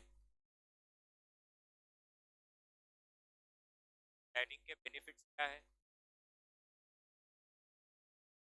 appropriate attention to all areas, कोई एरियाज छूटता नहीं। नंबर 3, इसको भेजना, सुपरविजन और रिव्यू बराबर से हो जाना, कोऑर्डिनेशन। बेनिफिट्स प्लानिंग भी बहुत बार आया है।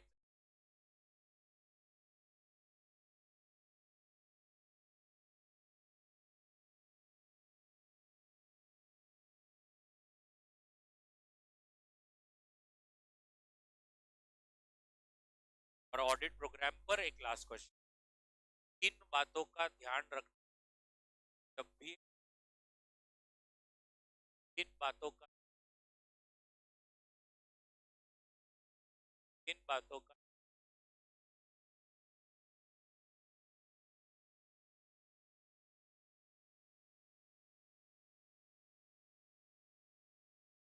प्रोग्राम बनाना है, इन बातों का ध्यान रखें। सही है ना? औकात में रह, असाइनमेंट है उसके और लिमिटेशन के दायरे में रह के प्रोग्राम बनाइए। प्रोग्राम में ऐसा भी कुछ मत लिखिए जो आपके स्कोप के बाहर है। नंबर 2,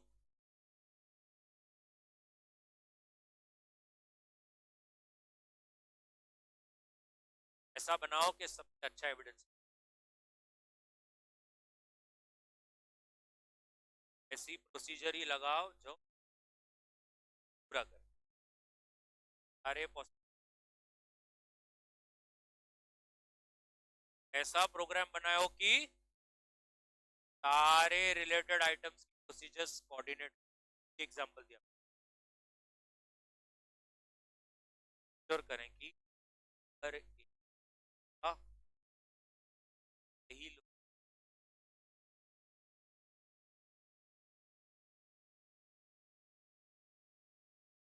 आप मेरे को सोचिए ना, आप एक सीए हैं, सिंपल है, आपने अपने आर्टिकल को पढ़ा, क्या ऑडिट का एक प्रोग्राम बना, कैसे काम करेंगे, आप क्या चाहोगे इस प्रोग्राम में क्या मिले, आपको क्या एविडेंस मिले, बार आप ना जाओ, आपका उनके ऊपर नजर हो, दो आइटम्स जो रिलेटेड है वो कोऑर्डिनेटेड मैनर में, यस और नो, ये आपके कुछ ऐसे ऑब्जेक्टिव रहेंगे जो आपको भी लगेगा कि मेरे प्रोग्राम में अचीव होने चाहिए। क्लियर है? तो ऑडिट प्रोग्राम पर कितने क्वेश्चन बन सकते? डेफिनेशन, एडवांटेज, डिसएडवांटेज, क्या एक ही प्रोग्राम सब बिजनेसेस के लिए लागू होगा ना, और किन बातों का ध्यान रखना। मैं आप 5 क्वेश्चन,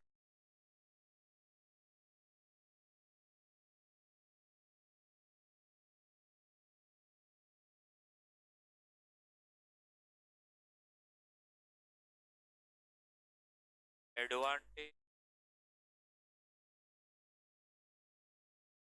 एडवांटेज,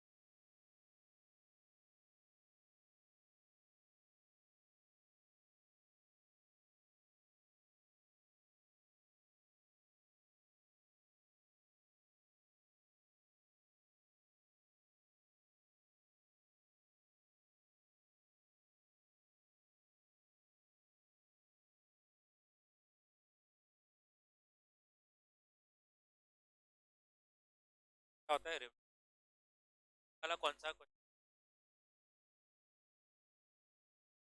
एडवांटेज?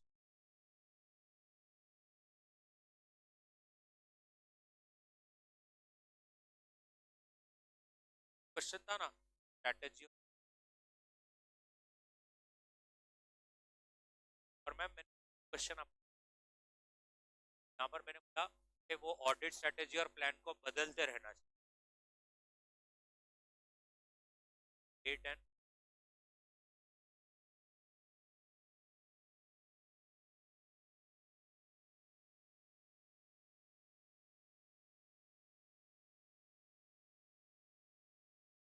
बाकी सारे क्वेश्चन तो ऐसे प्लानिंग के ऊपर ही।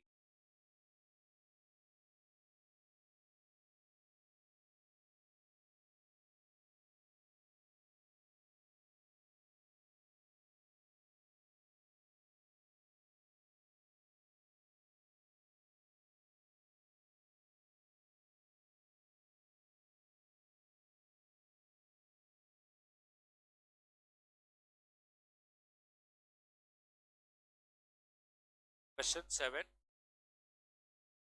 ये क्वेश्चन तो एग्जाम चांसेस बहुत कम है।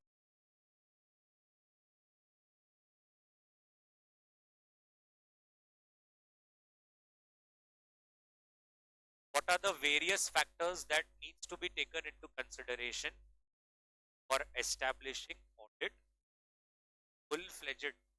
अगर आपको स्ट्रैटेजी बनानी है तो स्टार्ट से लेकर तक किन बातों पर फोकस करना?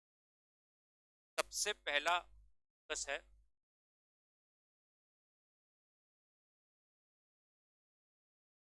दोनों, सबसे ज्यादा फोकस के ऊपर। बताइए, पहले तो ये क्लियर होना चाहिए ना कि आपको क्या करना है। तो हम लोग थोड़ा पढ़ाई से कोरिलेट करें तो एक ग्रुप देना है कि ग्रुप पे डिपेंड करता है, आपका पूरा प्लानिंग और आपका स्ट्रेटेजी चेंज हो जाएगा, राइट? ये देखिए ना, उनका फोकस भी इसी के ऊपर है। इधर देखो, सब इधर देखना, आइडेंटिफाई स्कोप। पहले देखते रहिए, well identified scope can help you to give a sound strategy. और वो स्कोप में क्या एफआरएफ लागू है, ऑडिट करना है, क्या कोई रिक्वायरमेंट्स है क्या, और प्री ऑडिट में है उन। पहला फोकस है स्कोप। आप स्कोप डिसाइड करो, स्ट्रेटेजी बनेगी। पहले गोल तो डिसाइड बनाओ, क्या करना है, क्या काम करना है। यस, मैंने आपको सिंपल सा एग्जांपल दिया, देना है तो अलग स्ट्रेटेजी है, एक ग्रुप देना तो अलग स्ट्रेटेजी है। पहले स्कोप डिसाइड करो, करना क्या है।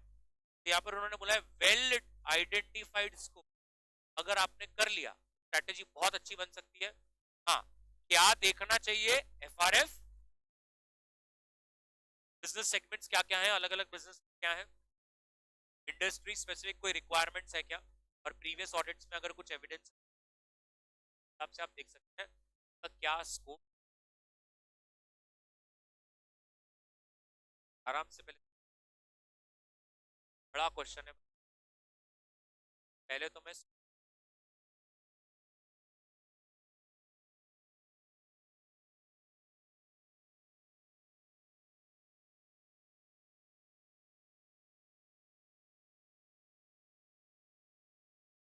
अब ये वाला ऊपर वाला पॉइंट किसके ऊपर बात कर रहा है, ये मालूम है किस?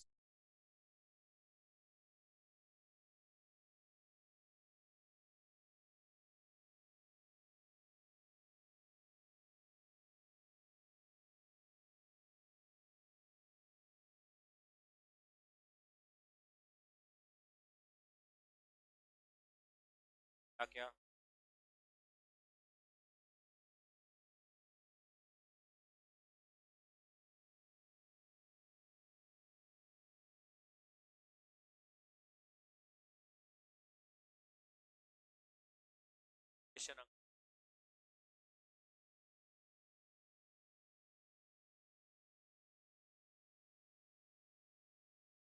आपको ये समझना at what areas and with communication दोनों। पहले तो आप समझ का टाइम टेबल, आपको ठीक है वो क्या, आपने पहले पॉइंट में क्या डिसाइड किया, बराबर है। जब भी आपने निर्णय किया, आपने ये नहीं सोचा होगा क्या कितना टाइम बचा है, आपने नहीं देखा था कितना टाइम बचा है, अभी 3 ही महीने हैं, 4 ही महीने। सिंपल है बड़ी, जब आप ऑडिट डिसाइड करते हो ना, तो क्लाइंट भी आपको कहता है मेरे को 20 अगस्त को एजीएम रखनी है। पहले एनटीटी का टाइम टेबल समझ लो, उसको कब तक रिपोर्ट निकालनी, हो सकता है उसको इंटरिम डिविडेंड देना है, तो पहले तो आप ये समझ लो कि उस टाइम कितना बचा है। आपने तो बोल लिया 2 ग्रुप, लेकिन ऐसा नहीं हो सकता कि बोला 1 ही महीना बचा है तो स्ट्रेटेजी अलग होगी, बोला 6 महीना बचा है तो स्ट्रेटेजी अलग होगी। तो वो कह रहा है अब आप ये समझ लो पहले कि टाइम कितना बचा है, एंटिटी को कब क्या रिपोर्ट करना है, उसके हिसाब से मीटिंग्स लेकर फटफट डिसाइड करो। एनटी मैनेजमेंट के साथ डिस्कस करो, देखो तुम्हारा इतना टाइम है, ठीक है, मैं अब ऐसा ऐसा काम करूंगा, मैनेजमेंट को बता दो रिपोर्ट कब देंगे, कम्युनिकेट करो उनको कि रिपोर्ट है ना आपको ऐसे ऐसे समय तक मिल जाएगा। सिर्फ ये बोलकर छोड़ मत, तो मालूम पड़ा 2 दिन से कॉल ही नहीं, 2 महीने से कॉल नहीं। समय समय पे कम्युनिकेट करते रहो और स्टेटस के बारे में बताते रहो। सर हमारा इतना हो गया, इतना हो गया, अभी यहाँ तक ये हो गया, अभी इतना काम हो गया, इतना बाकी है। कम्युनिकेट करते रहे और टीम मेंबर की कम्युनिकेशन बनाइए। सही है, लर्न ही हो गया है आपका। पहला पॉइंट क्या था? इसमें नहीं, आपको कोई भी स्ट्रैटेजी बनानी है, आप अपना आईपीसी, आपका इंटर ही फोकस। सबसे पहले आपको आपकी स्ट्रैटेजी बनानी है, तो आपको तो पहले तो गोल तो सेट करना पड़ेगा ना, कि मेरा क्या स्कोप है, मेरे को क्या करना है।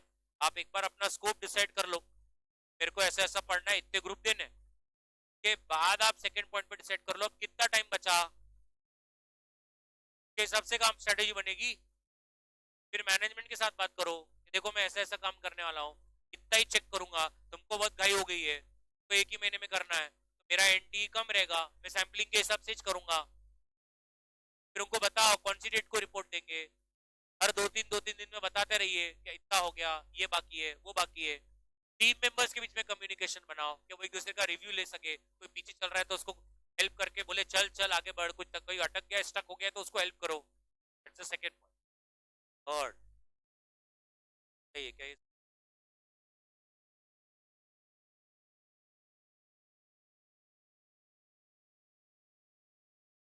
जरूरी है या नहीं?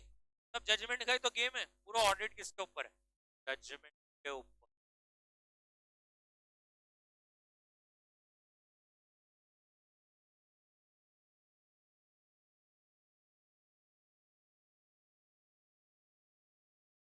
ये तो आप इस यही बोलता है अपना यहाँ पे फोकस करना, बोलता है आप सब ताकत लगा दो कहाँ पर, कहाँ पर आपको लगता है कि वो matter.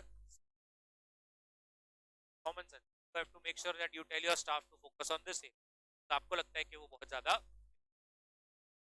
More energy should be devoted on significant, जो इंपॉर्टेंट है उसमें ज्यादा फोकस देना है, जो इतना इंपॉर्टेंट नहीं है उसमें ज्यादा। लॉ लॉ पढ़ रहे क्या क्या सब इंट्रोडक्शन का, बहुत बढ़िया, बहुत बढ़िया, बस स्ट्रेटेजी बन। अरे भाई जो इंपॉर्टेंट है उस पर फोकस करना पहले, यस और नो। तो more energy should be devoted to and examples दी, क्या एग्जांपल? वॉल्यूम ऑफ ट्रांजैक्शन है। अब ये जो लाइन है ना, आप कभी नहीं सर, जब भी आएगा आपको चाहिए, आपको समझा। Volume of transaction fine, it is audited to the auditor. You know ना, there is a relation between TOC and TOD, yes or no? उसी के ऊपर मालूम पड़ता है ज्यादा चेक करने का है कि कम चेक करना है। कुछ significant changes हो गए क्या एफआरएफ में, ज्यादा फोकस, यस, ज्यादा देश आ गया, एग्रीकल्चर पे देश आ गया, अब एग्रीकल्चर का change, agriculture and life stock accounting standard आ गया है, तो उनका तो पूरा एफआरएफ ही बदल गया ना, अकाउंटिंग का तरीका ही बदल गया, तो ये सिग्निफिकेंट नहीं है क्या? तो उनकी strategy should be around significant matters. And again other significant development हुआ है। सबसे पहले स्कोप ग्रुप देने का है, नंबर 2 टाइमलाइंस और कम्युनिकेशन, नंबर 3 अब मेरे पास 6 सब्जेक्ट है पढ़ने के लिए, लेकिन मुझे पढ़ना जिधर कहाँ पे है, जो इंपॉर्टेंट है और जहाँ पे ज्यादा चेंजेस अमेंडमेंट्स हुए तो वो ज्यादा करना, यस ऑन एवरीबडी। तो चेंज हुआ है, आप उस पर ज्यादा फोकस दे रहे हो ना, कि ये बदल गया, मुझे पहले ये करना पड़ेगा। जो आ रहा है वो तो ठीक है, आपने ज्यादा एनर्जीज कहाँ पे लगाई, जो आपको नहीं आ रहा है, तो आपको लगता है इधर तो बहुत चेंज हो गया, इधर तो बहुत अमेंडमेंट हो गया, अब वहां ज्यादा फोकस। अब मैं ये नहीं बोलने वाला, ये नहीं मैं समझ, ये मैंने आपको इस क्वेश्चन के पहले बता दिया। कंसिडर द रिजल्ट, कौन बताएगा इसके अंदर क्या बोलते हैं?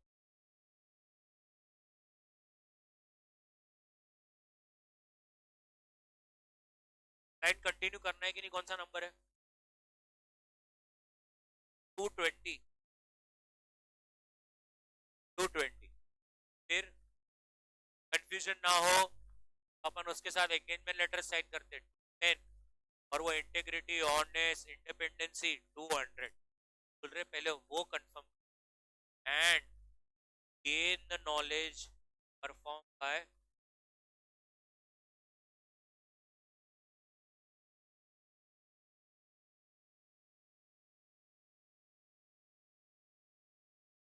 हाँ क्या इश्यूज थे, क्या पिछले ऑडिटर ने कुछ, क्या बोलते हैं ना, एक बार चोर तो हमेशा चोर रहता। लास्ट टाइम अगर वो लास्ट ऑडिटर ने कुछ नोट्स पकड़े थे, लास्ट वर्किंग पेपर को थ्रू करो, चांसेस है इधर प्रॉब्लम होगा, वो चेक करो प्रॉब्लम है या नहीं, उन्होंने इसको मिटिगेट कर दिया।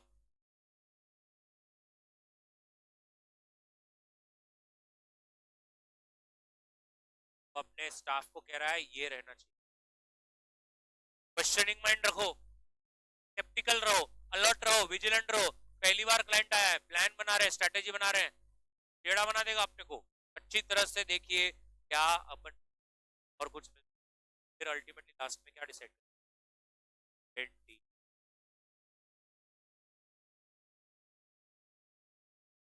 ज्यादा करके हाई रिस्क और ज्यादा समय देना जहां पर ज्यादा mistake chance.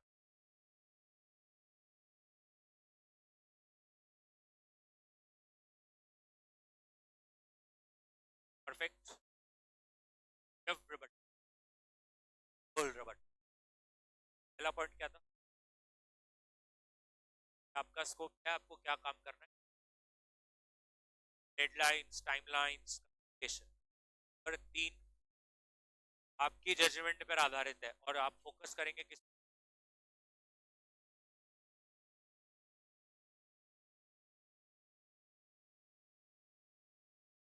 And resource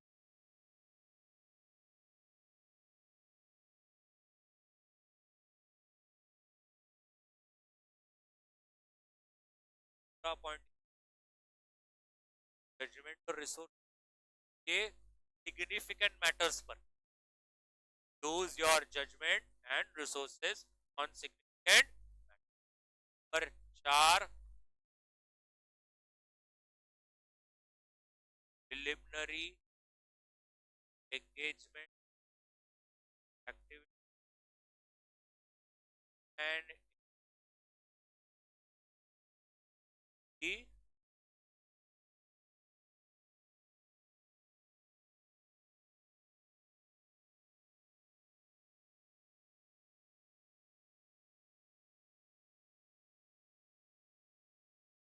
preliminary engagement activity and informing the staff to skeptical and have a questioning mind.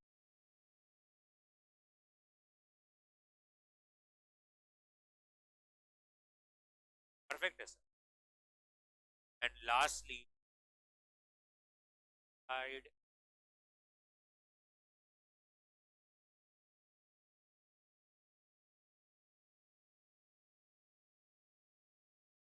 staff time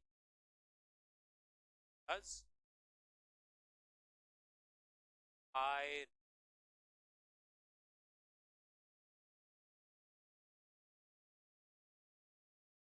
guide just put experienced staff, time, areas where high risk is available. High risk है,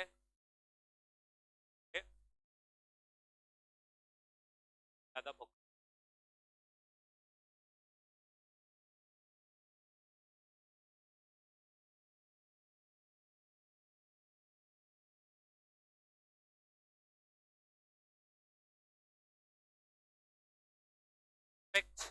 everybody यहाँ तक सारी चीजें clear है, पर बताइए chart में कुछ एक चीज डॉक्यूमेंट हल करें और कुछ चीज चार्ट में हमने सारी चीजें, एवरीबडी का पॉइंट है, आपको मालूम है ना, कभी भी करना है ना, प्लान में इन्वॉल्व होता है उन जाने का प्लान कभी पूरा मैं आपको इसका एग्जांपल भी मैं आपको बोला कि कल आउट्स कॉस्ट और के डन, चलिए थैंक यू। और बताओ आपको प्लानिंग में कहूँगा, अगर आपको प्लान सक्सेस बनाना है, प्लान में जो लोग हैं उन्हें भी साथ में वो कन्विंस रहेंगे, वही प्लान सक्सेस है। ये क्लियर है एवरीबडी? आई विल स्टॉप यहाँ पर एंड वी विल